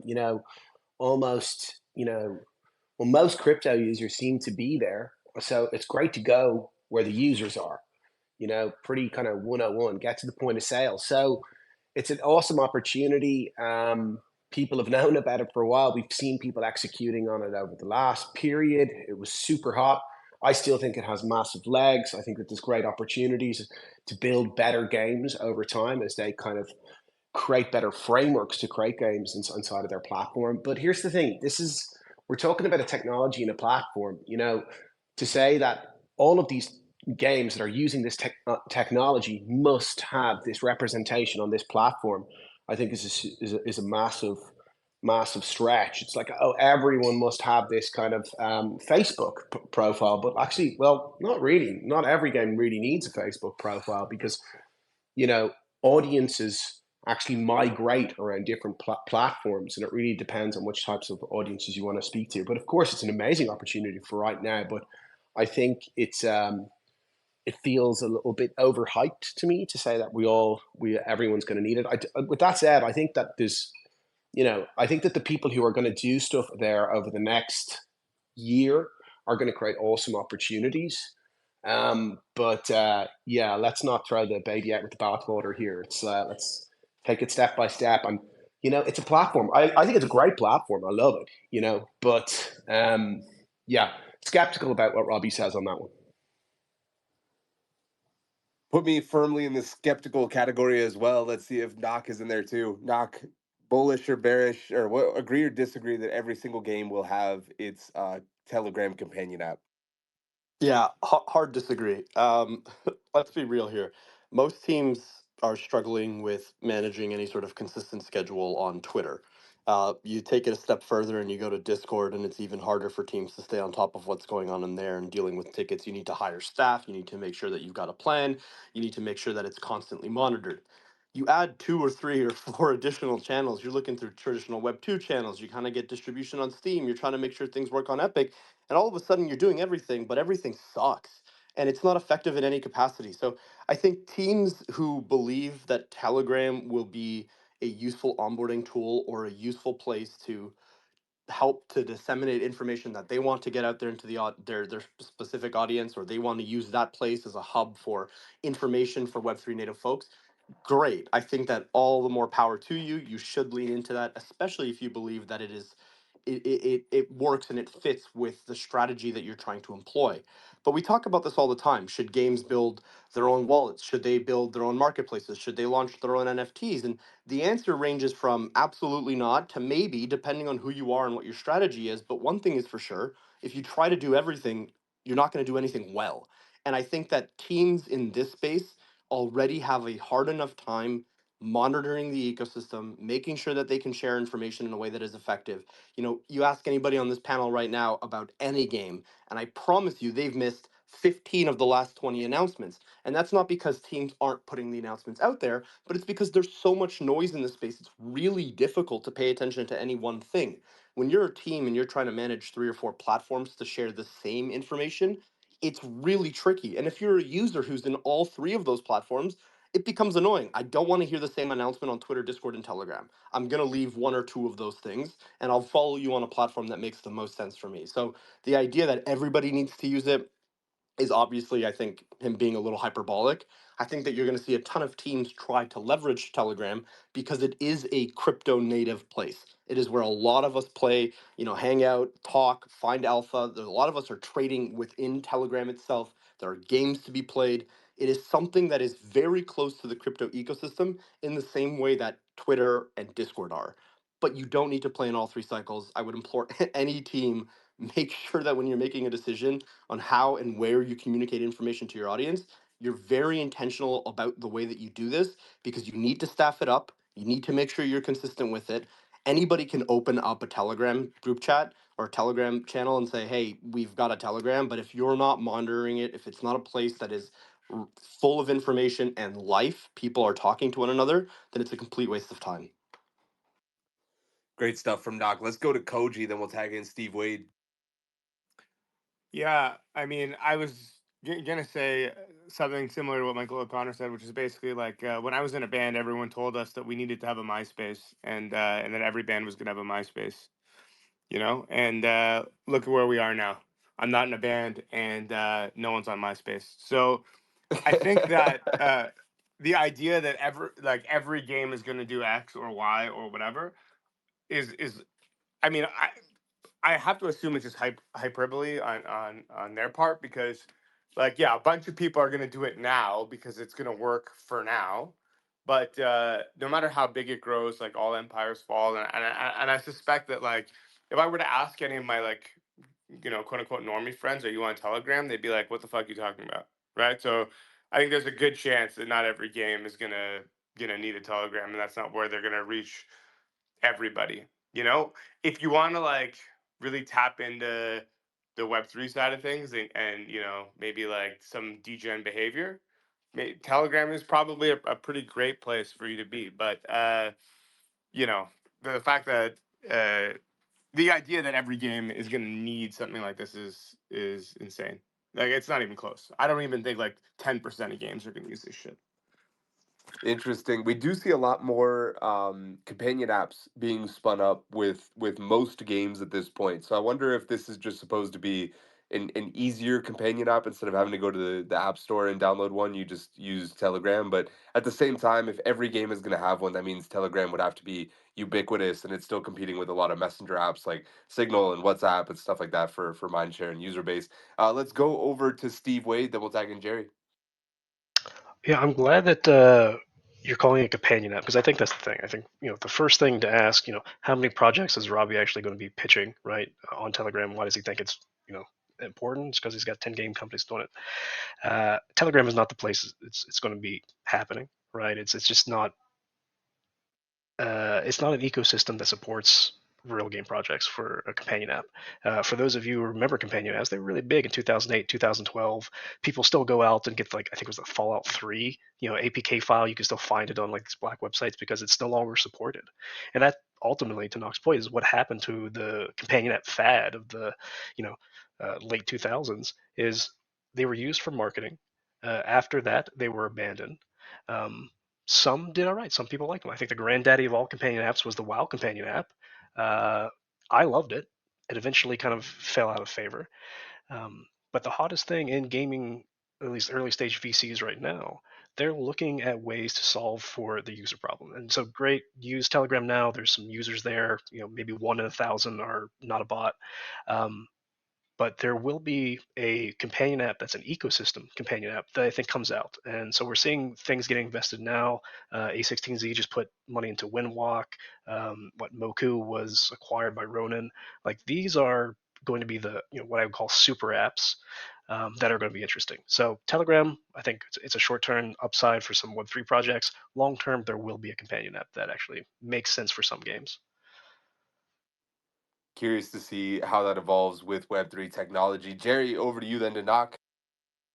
Yeah, it's not often that this whole panel agrees on everything, but we do agree here. And I, yeah, I just, everybody has told me that Telegram is going to be like the next great, like top of funnel and like UA source. And like, I would just challenge you guys to do a simple lookup of games that have Telegram games that are blowing up, but what has it done for any part of their ecosystem outside of Telegram? And it hasn't done shit. I mean, I did the research, so you don't have to. Um, but I would encourage you guys to all still look into it a little bit. And I just I think it'll serve a point. But to say that every Web3 project will have a Telegram component, I think is like one of the most out of touch things I've heard somebody say in a long time. Um, why would off the grid do a Telegram component at this point, right? They've kind of, why Yeah, I don't know. There's so many fucking things that crypto and Web3 touch, and to say that every single one of them is going to have a component like that, I'm with Koji. I think this number is like well below 10% of teams will have it long term. We don't know if this strategy is even going to be viable in 6 months. So I think Animoca has maybe written a big check into some Telegram stuff recently, and that's why he's saying this, and there's nothing wrong with that. I support them taking bets on different parts of different ecosystems, but um, yeah, I don't know. It wouldn't be the first time if Animoca was a little bit out of touch. They do a lot of great things, but also at times, they could be a little bit wayfair. Let's send it to Knock next. Yeah, I just kind of want to reiterate. I think we've seen this thing happen a dozen times over the course of the last 3 years. The only Whoa, holy shit! What the hell was that? I don't know if you guys heard that, but something just snapped in my office. I have no idea what that noise was. Um, Terrifying. Yeah, we've seen this in like a bunch of different forms over the course of the last few years. We have everybody say you must launch an NFT that's free. You must launch a paid NFT. You must launch it with this standard. It has to be on ETH. It has to be on Solana. If you're not doing it this way, you're doing it wrong. If you don't have a KOL round in your token raise, you're an idiot. We've seen this happen dozens of times, and I think every time we have this conversation, we reiterate the same things. It'll work for teams that are purposeful and intentional in the way that they design systems to include these pieces of technology. Telegram can be insanely impactful if you know what you're doing, but you don't have to operate that way. And I think every time we see a team buck the trend, everybody kind of comes back to and says, okay, maybe we can approach this from a different angle. And then you see more teams get creative with the way that they're leveraging some of these things. Some teams are still doing KOL runs today. Other teams have decided, screw it, we're going to do institutional investors only, and we're going to lock everything up for 12 months. I think one thing is for certain in this space, and it's that there are no hard and fast rules about how things have to operate. Every strategy is a viable strategy if intentional, if executed well, if you actually put some thought and effort into what you're doing. And I think that that's where a lot of these things fall apart. You'll see a team find success on something like Telegram, or you'll see a team find success in the way that they went to market with their mint strategy. And then everybody else will blindly follow that strategy and say, this is how it has to be. The team before them did it, but that's never true. And we've seen it 1,000 times with teams who are like, well, this game raised $1 million. That means I can go and raise $1 million. And the answer to that is almost 100% of the time, no, you can't. You have to be intentional with the way you deploy these strategies. So again, I think that there are going to be plenty of teams who have a ton of success. I think that there are going to be literally hundreds of teams who see other teams have success, try a half-assed version of that thing, and then say, no, it's broken, it's never going to work. But any strategy can work. We've seen it time and time again. We'll continue to see it with the next thing that pops up. Just make sure that you actually putting some thought into your execution. Originality in this space is so often at least half of the formula. Let's send it over to Icy, then to Lems, then Big Oliver. Yeah, I love that the conversation went to or got to companion apps because I think that's the right way to think about it. Maybe thinking about a Telegram game as like, the top of funnel user acquisition is backwards and like putting the cart before the horse. But Nock just made a really good point. Like, if it can be something additive, if it's intentional, if it's something that can drive, a good experience and retention back to the core game and the core community and ecosystem, maybe there's something there. I wanted to highlight the companion app for Off the Grid. If you guys haven't checked that out and you've been playing Off the Grid, like you kind of need to download it. It's awesome. I find myself opening it every time I play Off the Grid, checking my stats or just seeing what's going on over there. They even have like a Twitter social feed. Maybe I'm a boomer and like miss the whole companion app thing, but I thought that was really cool.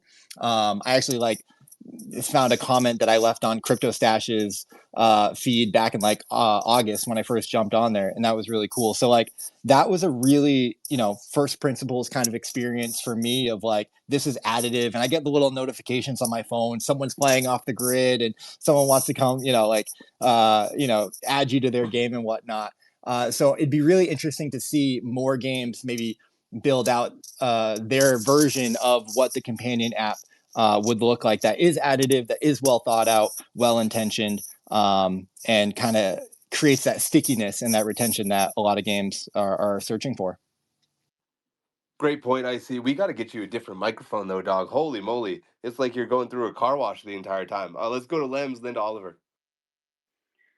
I love Knock's points. He took a lot of my great points, but that's the problem coming after Knock. It's like, and it's not even unique to Web3 either. As humans, we love to do this whole like, you need to do this. Like everyone needs to do this, and we need to like take a step back from that. Like certain things will work for certain people.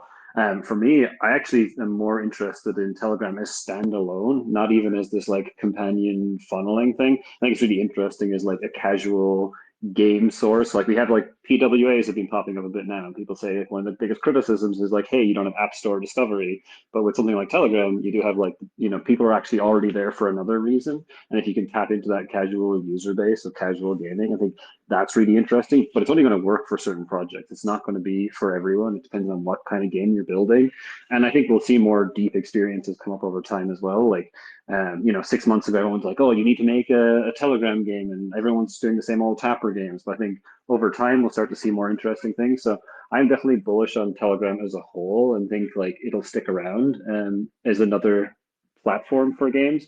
But we also have to keep in mind Telegram is dominating now in these apps at right now. But there's something like Line, right, which not a lot of people know on this side of the world. If you're in North America at least, or EU areas, is Line is like huge in like Japan, and that's like another one that's actually starting to build out apps just like Telegram is doing. And all of a sudden, Telegram's going to have a big, massive competitor on their hands and to deal with. So like right now, they're the big fish in the room. But I don't know if they're going to be able to hold on to that, and if they got other serious competition. So yeah, I definitely don't think it's going to be one that everyone needs to use. It's situational, depending on what you're building. If it suits your thing, I'm interested and think it's going to be stick around for the short to midterm, but long term, TBD. We'll see. Like maybe Line comes out and has this amazing platform and it's way easier to use and way easier to build on, and then everyone like disappears from Telegram. Yeah, great take, Lems. I'm also going to be doing a Twitter space with Helica tomorrow, actually, tomorrow at 10:30 a.m. Eastern, if anybody wants to join that, around Telegram monetization, because I think that's another big thing that's going to decipher whether or not this ends up being something that is ubiquitous and used everywhere. If we can actually figure out a way to monetize the users on Telegram, but it seems like for the most part, it's just not happening yet. And on top of that, monetizing either in app or by virtue of using it as a top of funnel and then moving them to something else like off the grid or parallel or whatever the example may be. But it doesn't seem like either of those behaviors are very easy. And so because of that, it's kind of impossible to imagine a world in which everybody needs to use it until we get there. Oliver, over to you. Yeah, I want to echo kind of what Knox said and a few others here. It just feels like in this space, it's not just in this space, it's everywhere, but it's just this follow the leader sort of mentality where it's like, oh, they did this thing, it's super cool, so we have to do it. And like, as a team that builds a game, you should build the game you want to build, that you think is impactful, that brings value or adds value to whatever your players are thinking, not because someone else is doing it, you do it too. And I'm just like, it's kind of exhausting in this, generally speaking, from NFT mints to Telegram to all these other things. Everyone just follows whatever the hot new thing is and doesn't actually like. And this is very general, right? Like there are teams that have done this the right way. Koji on here with Parallel and Mike with Today the Game. Like there is not one way to do this, and nobody knows the right unlock or the right strategy or the right thing that's going to put them over the top. But games that have succeeded in this space, at least for the last 2 to 3 years, it feels like have a common theme of driving to the actions that they feel their players will enjoy or value both short and long term. And I just like truly believe that the Telegram thing is great for that sub 10% community, but it's probably not the right thing for most games. And if you're just building to build, as opposed to building for the games and the players that are in your game and the players that you want to be in your game. That's the other thing too. You should be building for the community you want, not potentially the degens and Telegram or whatever. But to me, that's like a super important piece of this. The last piece I will say is like, I don't need 50 apps to connect me to my game. Like, can we have like a centralized? Not, oh God, I'm gonna kill myself Oh here. no. Not decentralized. Can I have a place that has all this stuff that I don't have to go to 5 different places to see the same thing? Can I just choose the place, pick it for me? I don't care If I love your game, I'm going to play it. I'm going to stick around. I'm going to be in the community. But I don't need 20 apps to connect me to this. I need one or two.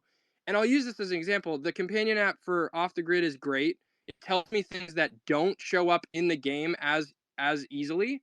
And so it actually adds value to the game. I can see my statistics. I can see who I played, I killed, etc. That stuff is important to me. The same thing with like COD's mobile app when I was playing Warzone a ton. I could check my stats. I couldn't check them easily in the menu and the game, and I wasn't like thinking about that at that time. But to be able to screenshot it on my phone and share it out, see my friends, who I've played with, how many wins I have, that stuff is important to me. That to me is like what we should be driving towards. Build the apps that are important to your game, build the resources, the functionality, the community around your game as you see fit. Don't build it because someone else just did it and it was a hit or quote unquote hit, because still there's a lot up in the air on this Telegram stuff. It feels like, you know, I don't know, the users, all that stuff feels a little bit exaggerated to an extent. And yeah, I just think in general, if you're building a game, build it for the people that are there to play it, build it for the players, build it for yourself as a team, and create a community that wants to continue to play it and enjoy it. And I think adding all this extra just for the sake of adding it doesn't add any value and potentially actually makes it worse for the players that are in your game. So Oliver almost lost us, but he brought it back at the end. Dub, over to you, then to Steve. Yeah, that was great, dude. I love you, Oliver. I'm gonna make a Telegram game that's gonna be hella fun. Fucking watch me. I can't wait to see it. Also, I know earlier I said that around like 30% games would need to be Telegram, but since then I recently put my net worth into the TON Telegram coin, and I now fully agree with Robbie. And every game is absolutely going to have to be on Telegram. If you're on chain, I mean, how else would you not be on Telegram? It's pretty much a prerequisite, right? Insightful as always from Dub. Steve, over to you. Yeah, just listen to people. I love that we're all in agreement. I did want to follow up. So the Line and Cacao, I don't know if everyone saw the announcement over the summer. They can mine their blockchains to take on Telegram, right? So they have 250 million across Line and Cacao.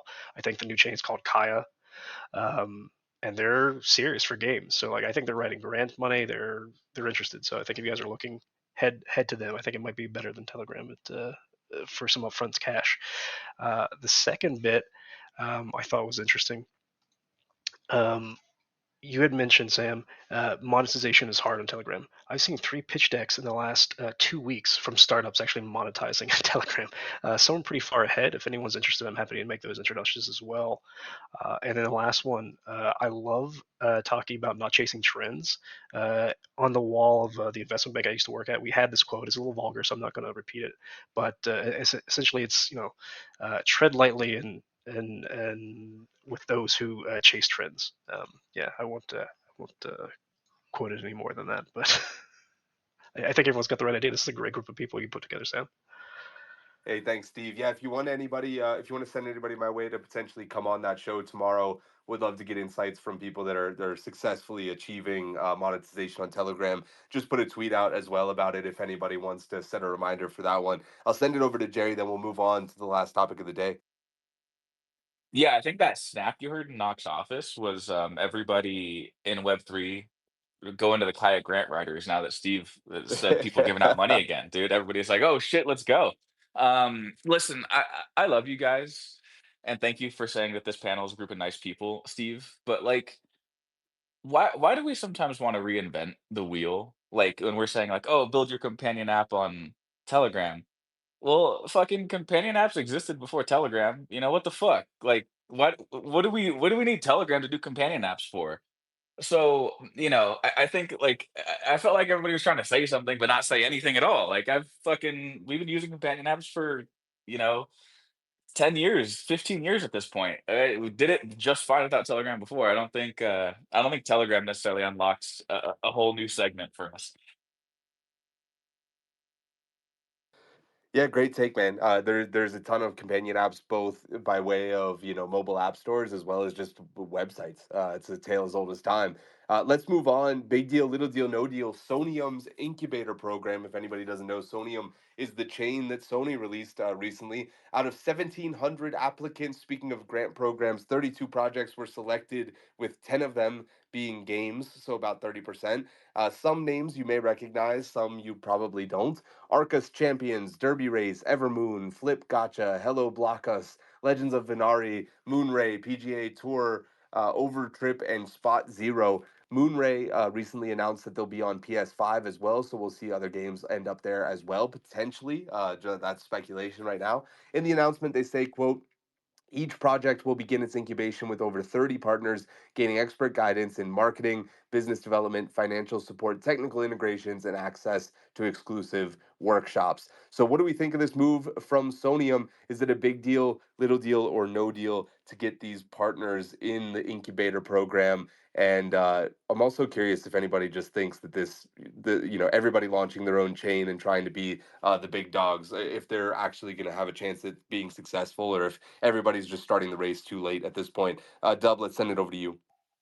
Yeah, dude, it's a weird deal for me. Like, first of all, I'm stoked to see those games listed. Like Legends of Venari, for example, is one that I worked with 3 years ago during Soulbound and loved the game, still play it, and stoked to see them success, right? And like I think that's a huge deal for a lot of those games. Where it gets weird for me is like the marketing expertise and advice and support that Sonium is going to be providing to these guys to a new tech landscape where the marketing is being like figured out as we go, right? Like what experts are they pulling out of their pocket? I don't have a lot of trust and faith in that position, because when I've started working with larger chains and stuff and started to talk to the quote unquote marketing guru on that side, I've discovered that it's often like someone that's new in the slot or someone from an old traditional marketing past. And I've yet to see a chain with someone that's very like from the industry that I've heard of, known, respect, and that kind of thing. And that's where I just get worried that with Sonium, it might be another traditional story we've seen with marketing beats that kind of miss the mark. Yeah, it seems like they might be reliant on Sony to carry the sort of marketing narrative, and you need some degen mixed in there as well. Let's send it over to the AVAX account. Do we have Alex behind it today? Heck yeah, it is Alex, Sam. Great to see you at the summit in Cool. Buenos Aires. My Likewise, brother.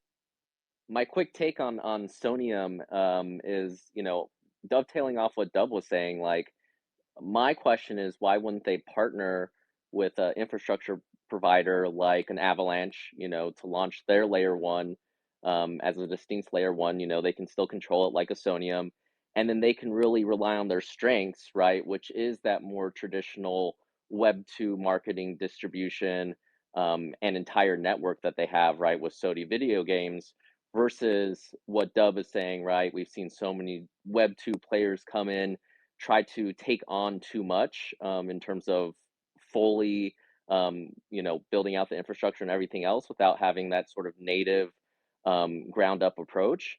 So I'm curious as to, not knowing from their, point of view, if they did talk to other, chains, whether it's like a Solana or a Beam or, us, and why they would choose to go with their own layer one versus trying to tack on to an established layer two, an Arbitrum or another layer one.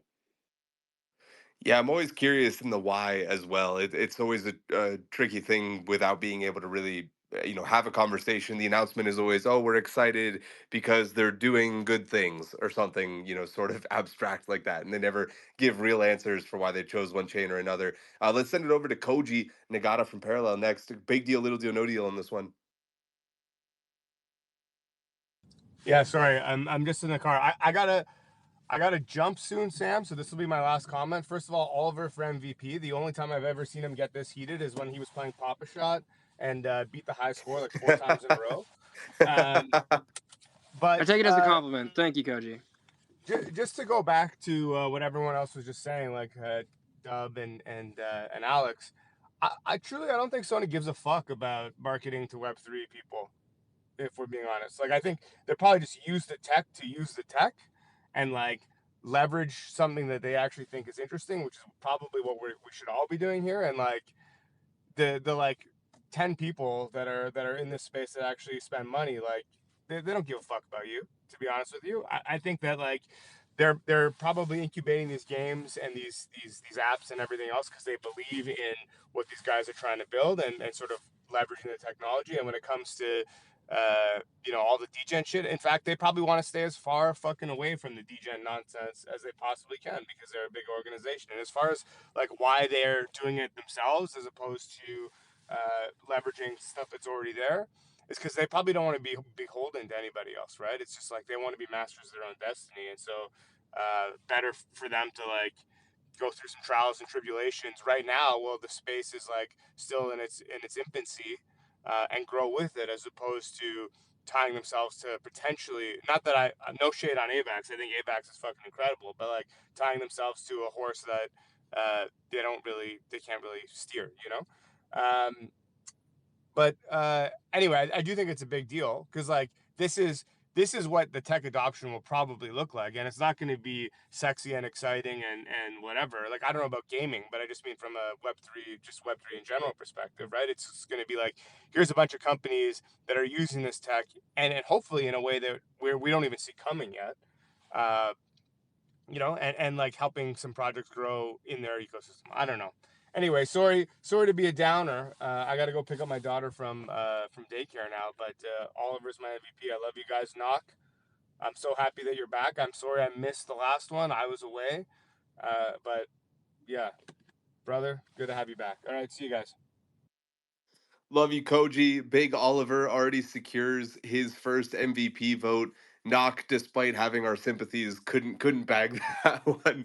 Let's tag in Michael O'Connor. It's been too long since we heard from him. Michael, big deal, little deal, no deal on Sonium announcing 32 new apps and 10 new games being incubated on their chain. I think it's a little deal. You know, projects are being incubated. I mean, great. Like, let's see what happens with the. Let's see what happens when they are incubated, and let's see if they're good, right? So yeah, I think just like it doesn't really mean much to me to say like it's like hey, there's loads of things that could be happening in the future. So it's not a no deal because some of them could be cool. So I'm gonna be cautiously optimistic and not say just like it's totally nothing. And in regards to Sonium, yeah, like that, like there's some opportunity there. Sonium is largely run by a team called Startail, not Sony, by the way. I think it's a joint venture. I don't know exactly how it's structured, but the team that are operating that are not Sony per se. I know that because I've met the folks, and they're really good, and I think that they could do a great job. Why are Sony getting involved there? It's like we've seen that Sega invested in Oasis, which is a Japanese chain, because it's an interesting bet for them, and it could open up loads of opportunity. But you don't see like on the Sonium, you don't see Sony plastered all over the Sonium kind of branding because that's not really what it is. This isn't Sony, it's Sonium, it's a different thing. And I don't think you'll see a huge amount of connection until there's more traction. So I think that they'll be cautious there as well. But listen, with all that said, I wish absolutely the best to all those other projects, and I hope that they are able to kind of break through and tap into that Sony ecosystem. And but yeah, I'll say I'm cautiously optimistic. But yeah, little deal for now, mate. Yeah, fair take there. Let's go to Jerry and then we'll go to Knock. Yeah, I also have to go with little deal. This announcement, like, I know we talked about Sony a few times. We talk about them like once a month, it feels like, and I love talking about Sony. Um, but this just felt so mid as like an announcement. Like, and I like some of the games that are on there. I really don't like some of the games that are on there too. Like, shout out to Moonray, they're doing really cool things. I think it's really cool that they're like got the PS5 announcement and everything coming in. Um, Is anybody else have a game on the panel here that's on there? No? All right. All the Yeah, other games are Don't just hate Legends of Venari. Shut up, oh Jerry. yeah, I Fuck like you. listen. Those guys are actually really cool too. So yeah, no, thank some you. of those games are cool, and I thanks still Dub. Fuck me. Don't But bud my backs. yeah, no, I do like those guys. But yeah, I think I like that. One of my biggest like icks in the Web3 space is like when you see somebody spin up a layer two, and then they like try to get the things that aren't very sexy, like the dexes and the marketplaces and the yield programs and all that stuff. I hate when people do that. So I'm like, it's cool that Sonium is like building out an ecosystem that can support like actually doing shit on Web3 rather than just being like, hey, we launched an L2, and then you're like, cool, what's on it? And they're like, well, I don't fucking know. It would nothing yet. We're just starting to do the BD work now. So that's a good thing, but like everything else about it just didn't feel super sexy to me. I think what I am very curious about is Moonray actually. And did this unlock like PS5 distribution for them? And is that going to come, for other projects that you know, decide to hitch their wagons to the horse that is Sonium, right? And is that a distribution channel that can open up?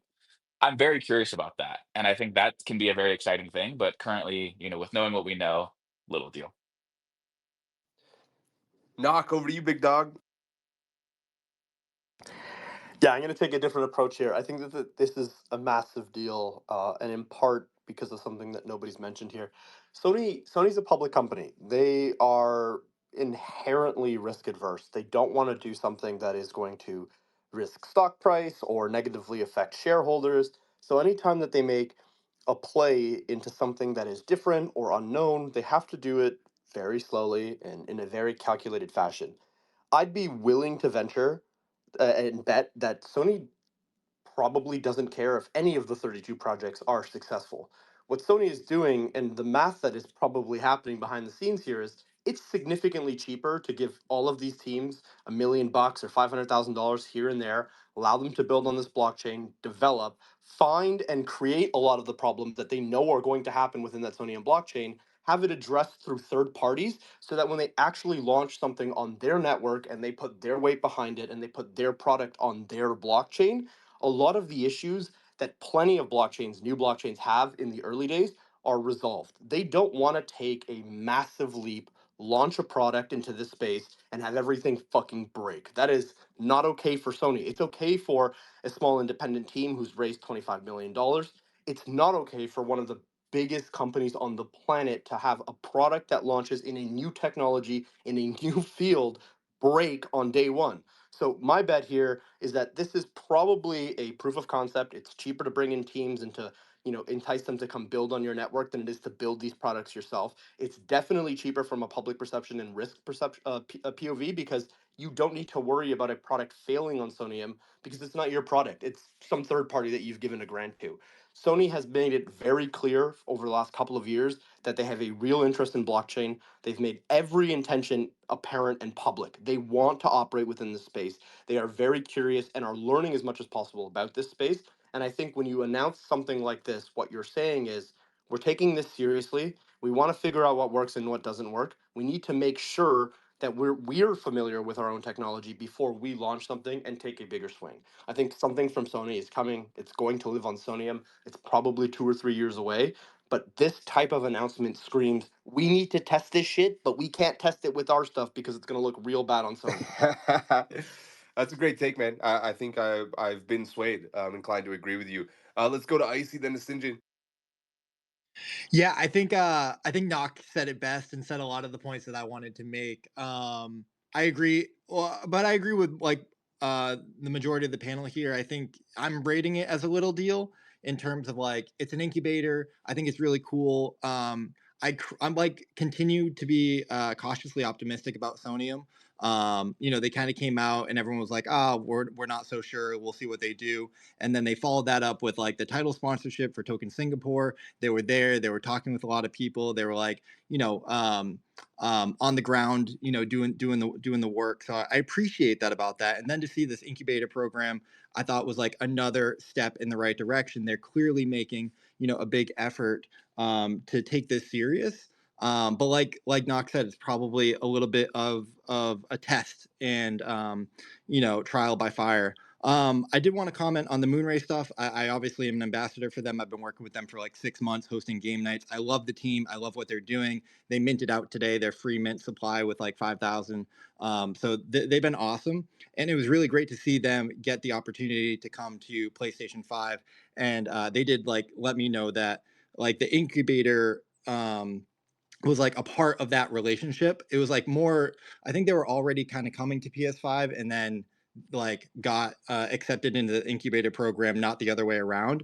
But I do think that this is like a great, potential path for other games to eventually get onto console and to PlayStation 5. We're already seeing that, with Off the Grid and now Moonray and now Sonium making moves in the space with the incubator program. So ultimately it could lead to a really big deal like Nock is saying, but I think like right now with the incubator program and the projects that got in, it's a little deal. It's great for them to get that support, but like ultimately it's going to be what we talked about with the Telegram topic, and Oliver has my vote for vip of the or MVP of the show as well. But like build a great game. That's ultimately going to be the success metric, is if you can find product market fit and a breakout hit with a great game.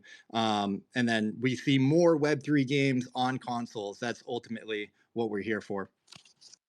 Oliver getting all the votes before we even get to the MVP voting. Also, I see your mic sounds way better. Thanks for whatever you did over there.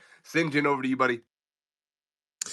Yeah, for me, it's a notable deal. It's not a big deal in terms of like wow, splash, like fantastic. They're doing like something outrageously cool, but it's not a small deal either. And the reason why is because in the context of when they did announce and where they're at now, I mean, they're systematically progressing and marching ahead at a very, very quick clip, right? And I like the fact that they did an incubator. That takes time to set up rather than just saying, okay, we're just going to do grants, right? And then splash money around. Michael, I do believe it's some type of like joint venture because like on the Sony Group main corporate page, like they did have the press release on there. So it's pretty legit. And in terms of like, are they taking swings and misses and learnings? I think if you look at like the reason why they're going at such a quick quip, and most Japanese companies at this level, like they meticulously plan all this shit and they have so much decision making and like back and forths on the plan before they actually execute, especially like a company like Sony, which has been notorious for the last, I would say, almost like 15 years from being like almost slow movers in terms of innovation.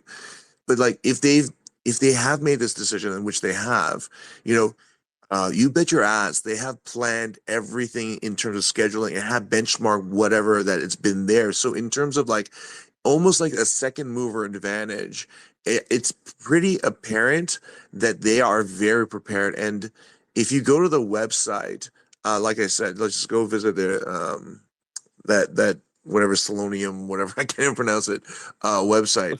Like it's pretty like native, like they know what they're talking about. And then they came out and they knew they had to sponsor Token 2049 like at the last minute and be that title sponsor. Everything's been doing it very quick, which is not typical unless for a Japanese company, unless they already had a pre-plan in place. And so in terms of like the march forward for this, it's not a joke. It's something serious. It may not be like the full backing of the Sony electronics yet and the main group, whatever like that, but they are part of it. And I think it's a very notable deal. Can I just jump in real quick there? Just to make it clear, I wasn't saying that they were not legit, because they actually are legit for sure. And I know that it is like there's a legit corporate structure behind it with Sony in place. I was just saying that Startail, the team who from my experience, seem to be the people actually running, setting up and running it, and doing the biz dev, and who are actually the people who are knowledgeable and actually who really understand blockchain. And that seems to be on that side. So just in case I wasn't clear about that. Yeah, appreciate that asterisk, and great to get some diverging points of view as always. Let's go to Lems, and then we'll give Oliver the last word of the show. I'm going to go with cautiously optimistic as well and say it's a little deal. I also like to go back to Alex's question earlier. It is an ETH L2. It's actually on Optimism's tech stack. That's what they did. I know there's been a few people building with that tech stack. I think it must be, maybe it's easier to work with and, a bit more interoperable between some of those things like Optimism and Base is on there as well. But yeah, I think it's a little deal just because it's TBD what some of this will happen. I really like the nuance Michael added there, and I think it's actually more bullish that they have some people who are knowledgeable on blockchain, and I'm assuming like a bit more Web3 native there to have on the team. So that's actually really good for them. To the point on Moonray, like that's what I'm hoping to see is we see some of these maybe end up on PlayStation. And maybe I'm reaching here, but like when we rewind maybe 12, 18 months, Epic had expressed interest in blockchain, and they had said like, hey, we're going to put like 20 games on that are blockchain enabled on the Epic Store by the end of next year. And then slowly they started adding them, and then they got looser, with their restrictions on like how hard it was to get on there. And now it's like, pretty much any like a good Web3 game can get on Epic. Maybe I'm reaching, but like I'm optimistically hoping that that's how it starts to go with Sony and PlayStation, is like they slowly start picking things up. They pick out a few, they kind of work out the kinks and figure out their processes, and then they're like, hey, this thing is actually sticking around, and then we can actually get more games on there. And that would be a lot more progressive than what we have with Steam, where everyone has to just strip out all the blockchain, make basically another version of the game, try and get it on Steam, just try and get real users, and then like have this blockchain part be like totally abstracted and separate, and you can't actually have it on Steam. So overall, I think it's a little deal until we get more info on it, but definitely cautiously optimistic. Sony has shown they're interested in blockchain, and I think that's definitely a positive and a win for the space. Over to Oliver, the early MVP voting favorite.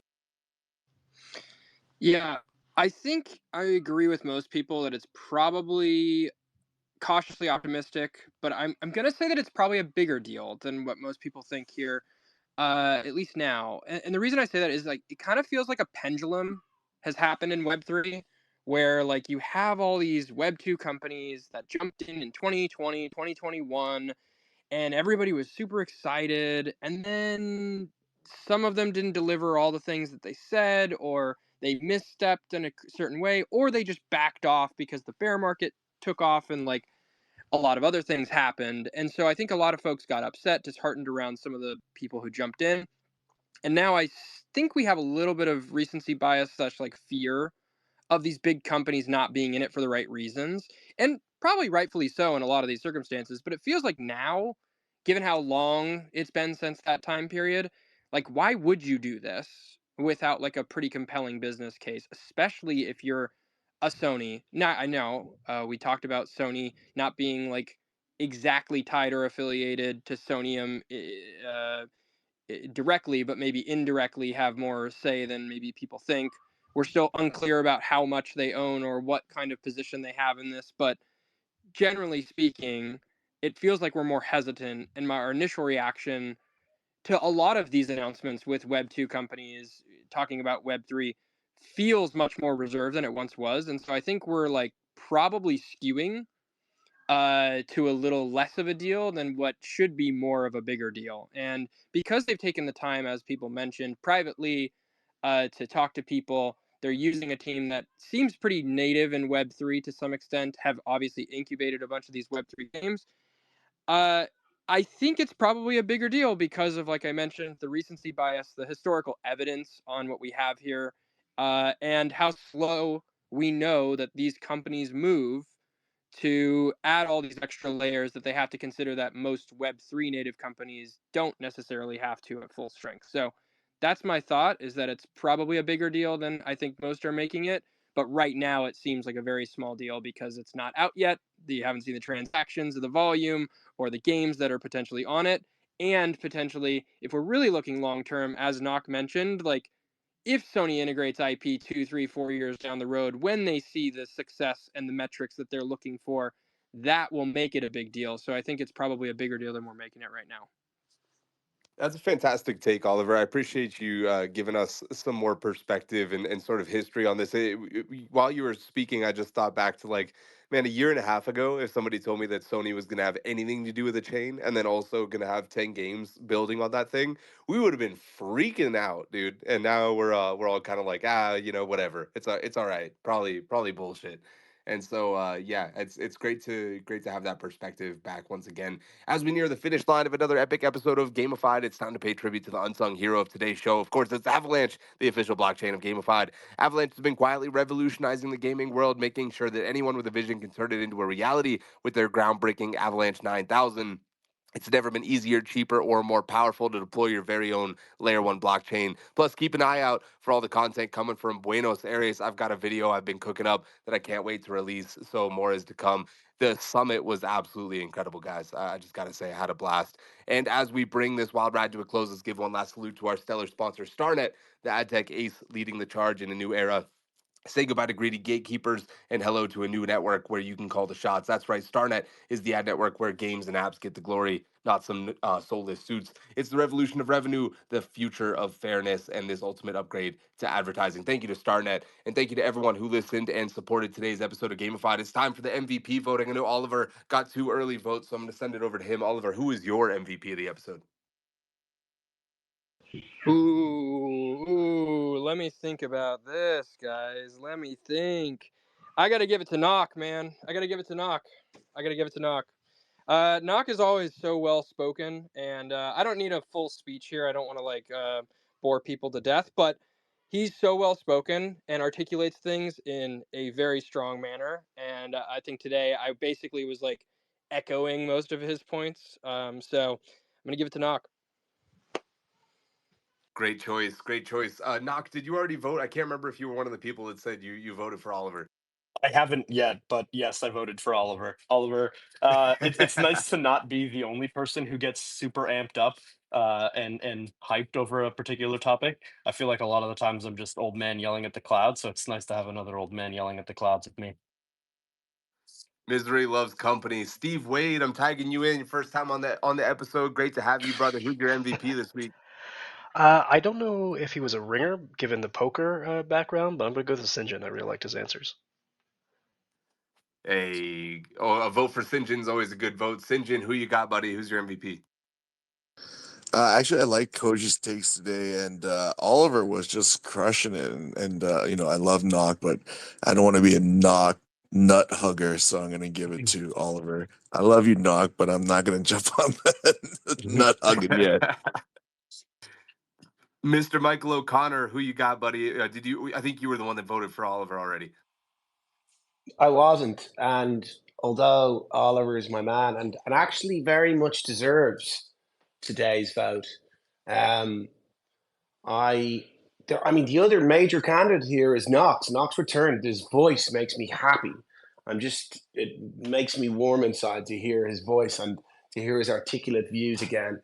So I'm super pumped for that. But really, because we spoke about poker today, there can be only one vote cast. I thought, for a topic that I'm personally not that interested in, I just shut my mouth for that, to be honest with you. Just listening to Sinjin was really entertaining. I enjoyed it. So Sinjin, you got my vote today, bud. Hey, great stuff. Apparently, with this brain fog, I don't know who the fuck voted for who, so I'm just gonna stop predicting that. Jerry, who you got, buddy?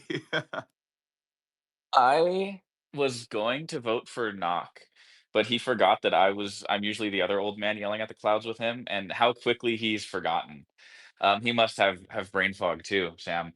So I'm gonna vote for Steve W, who complimented me, and I think it's sometimes people come on the show for the first time and sound like bigger idiots than the rest of us who come on the show every week and sound like idiots each week. And you didn't do that, Steve W. You did a good job, and I was happy to have you on, man. That's about as big a compliment somebody can get on their first time on Gamified. Congratulations, Steve. Let's send it to Dub. Dub, who you got? Who's your pick? Yeah, dude, I got to give my flowers to Icy. Stoked to see him up here on the thing. He did it. And he freaking owned it too. At the same time, I'm proud of the boy. As much as I love Oliver, I'm freaking giving it to Icy for this one. I should also disappear for a month and then come back because then I'll start getting a bunch of votes. That's clearly what the play is here. Let's go to Icy, and then I want to know who Alex has as well. Yeah, no, still going with Oliver. I love Oliver so much. He does so much important, impactful work in the space, behind the scenes, in front of the scenes. And his last take even solidified that even more for me. So love you, Oliver. You're my pick. And Alex, who you got, buddy? Who's your MVP? I'm gonna do another late vote for Icy. Loved his poker takes, and then he's just all over the timeline, especially with Moonray. So I'm excited to see some Sonium news from Icy in the future. And last but not least, my co-host Lambs.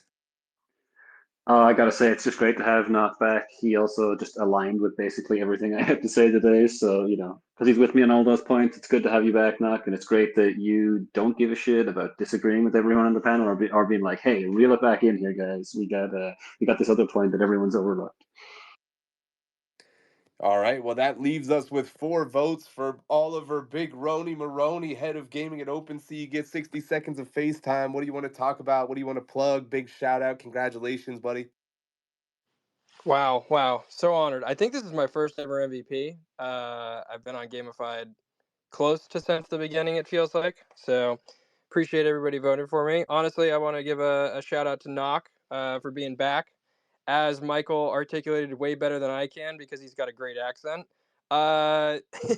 Knock being back is definitely a great addition to Gamified, and it's really nice to hear his voice again. So shout out to Knock. And then, shout out to the folks that were in Buenos Aires. Sam, I think you were there. That was a lot of fun. I don't have too much to plug. I'm not the guy that likes plugging, check out this link and check out this thing. I don't have much of that, I work at a NFT marketplace. So, if you like NFTs, feel free. This is a terrible ad right now. I'm doing a horrible job after roasting Telegram games and other things. I'm here to help. If you have a question about your game, here you go. Here's my plug. I'm here to help. If you have a question or want to chat or whatever, I'm all ears. I can't promise I'll get to you like ASAP, but I'm happy to help and love to learn more about new games. So if you have a game that's interesting or exciting, let's chat. And Guys, all right, Oliver's a fucking G. All right, hit him up. This guy, he is such a fucking badass in the space. don't He volunteer. clearly Don't can't volunteer sell me for this. himself. He can't sell himself, but Oliver's a fucking gangster. Hit him up. He is a bad dude. He's been a good friend of mine for a long time, and he can do a lot. He has a lot of power in the space. He's not a Oh he man. doesn't like to hype himself up. Yeah. Thanks, Jerry. I appreciate that. That's probably the nicest thing you've ever said about me ever. So appreciate that. Just Yeah, kidding. despite the fact that he's not sure whether or not I was in Buenos Aires, in spite of the fact that we spent 7 hours together, I will also concur that he's a great dude and one of my absolute favorites to run into in real life because we always end up hanging out and having a great time. I hope next time I make an even more firm impression on you, and you No, can say that the same okay. next. Hold on. I gotta interrupt you here. This is ridiculous. I definitely shouted your name out in that, right? I just said not sure who else was there, right? I hope I said that right. No, man, no, you didn't say that. Ooh, yikes. Okay, well, I don't know what I'm saying anymore, so I apologize. And this MVP speech has gone a lot longer than the 1 minute that Sam provided. But Sam, I apologize. I hung out with Sam a lot. I appreciate him. It was really fun. I promise this is legit. He was right. We spent like 7 hours together, like walking around and doing a bunch of stuff. You'll probably see it in a video or something from him at some point. So, no, shout out Sam. Seriously. I'm The just award. roasting you, buddy. Can I just say the award for best MVP speech definitely goes to Oliver as well here. It's the worst, most butchered, terrible speech you could possibly ask for, but that is totally me right now, boys. That's me. It's been 2 years of this show, and we still don't know how to end this thing. Icy's I'm got his sorry, hand Knock. raised for some Knock is reason. probably really upset right now. Like he's like, dude, we articulated all these great points, and now we're ending like this. Like, what are we doing here, boys? Oh, Yeah, it's we're okay. We supposed to do say this on Jerry. Mondays and Wednesdays for a year and a half now, so that's the way that we operate. All right. Well, no better way to wrap up than that. I'm sorry I made you so uncomfortable, Oliver. I love you, man. You killed me. You crushed me, man. That's terrible. I cannot believe that. Yeah, I'm gullible. Okay, that's something everyone knows about me now. That if they didn't already, Michael knows that. I know that. So shout out. Should we? Seriously though, on a real note though, thank you, Sam. Thank you to hosting this show because every week it is like part of my week. And it's just something fun that I think a lot of people should get into. I tell games all the time. If you don't know what's going on in the space, just tune into Gamified, and at least you'll get like a glimpse into what the heck is happening each week. So, yeah, shout out to you, man. Thanks again. You're the best, dude. I love you guys. Thanks so much. We'll be back same time, same place next week, 4 p.m. Eastern every single week. And of course, you can join us on Simplified Mondays as well if you enjoy hearing Knock Talk. He simplifies some of the complicated stuff in Web3 gaming that we dive into that's maybe a little bit too over my head, at least. So we need that so I can prep myself for Gamified. Love you guys. See you next week.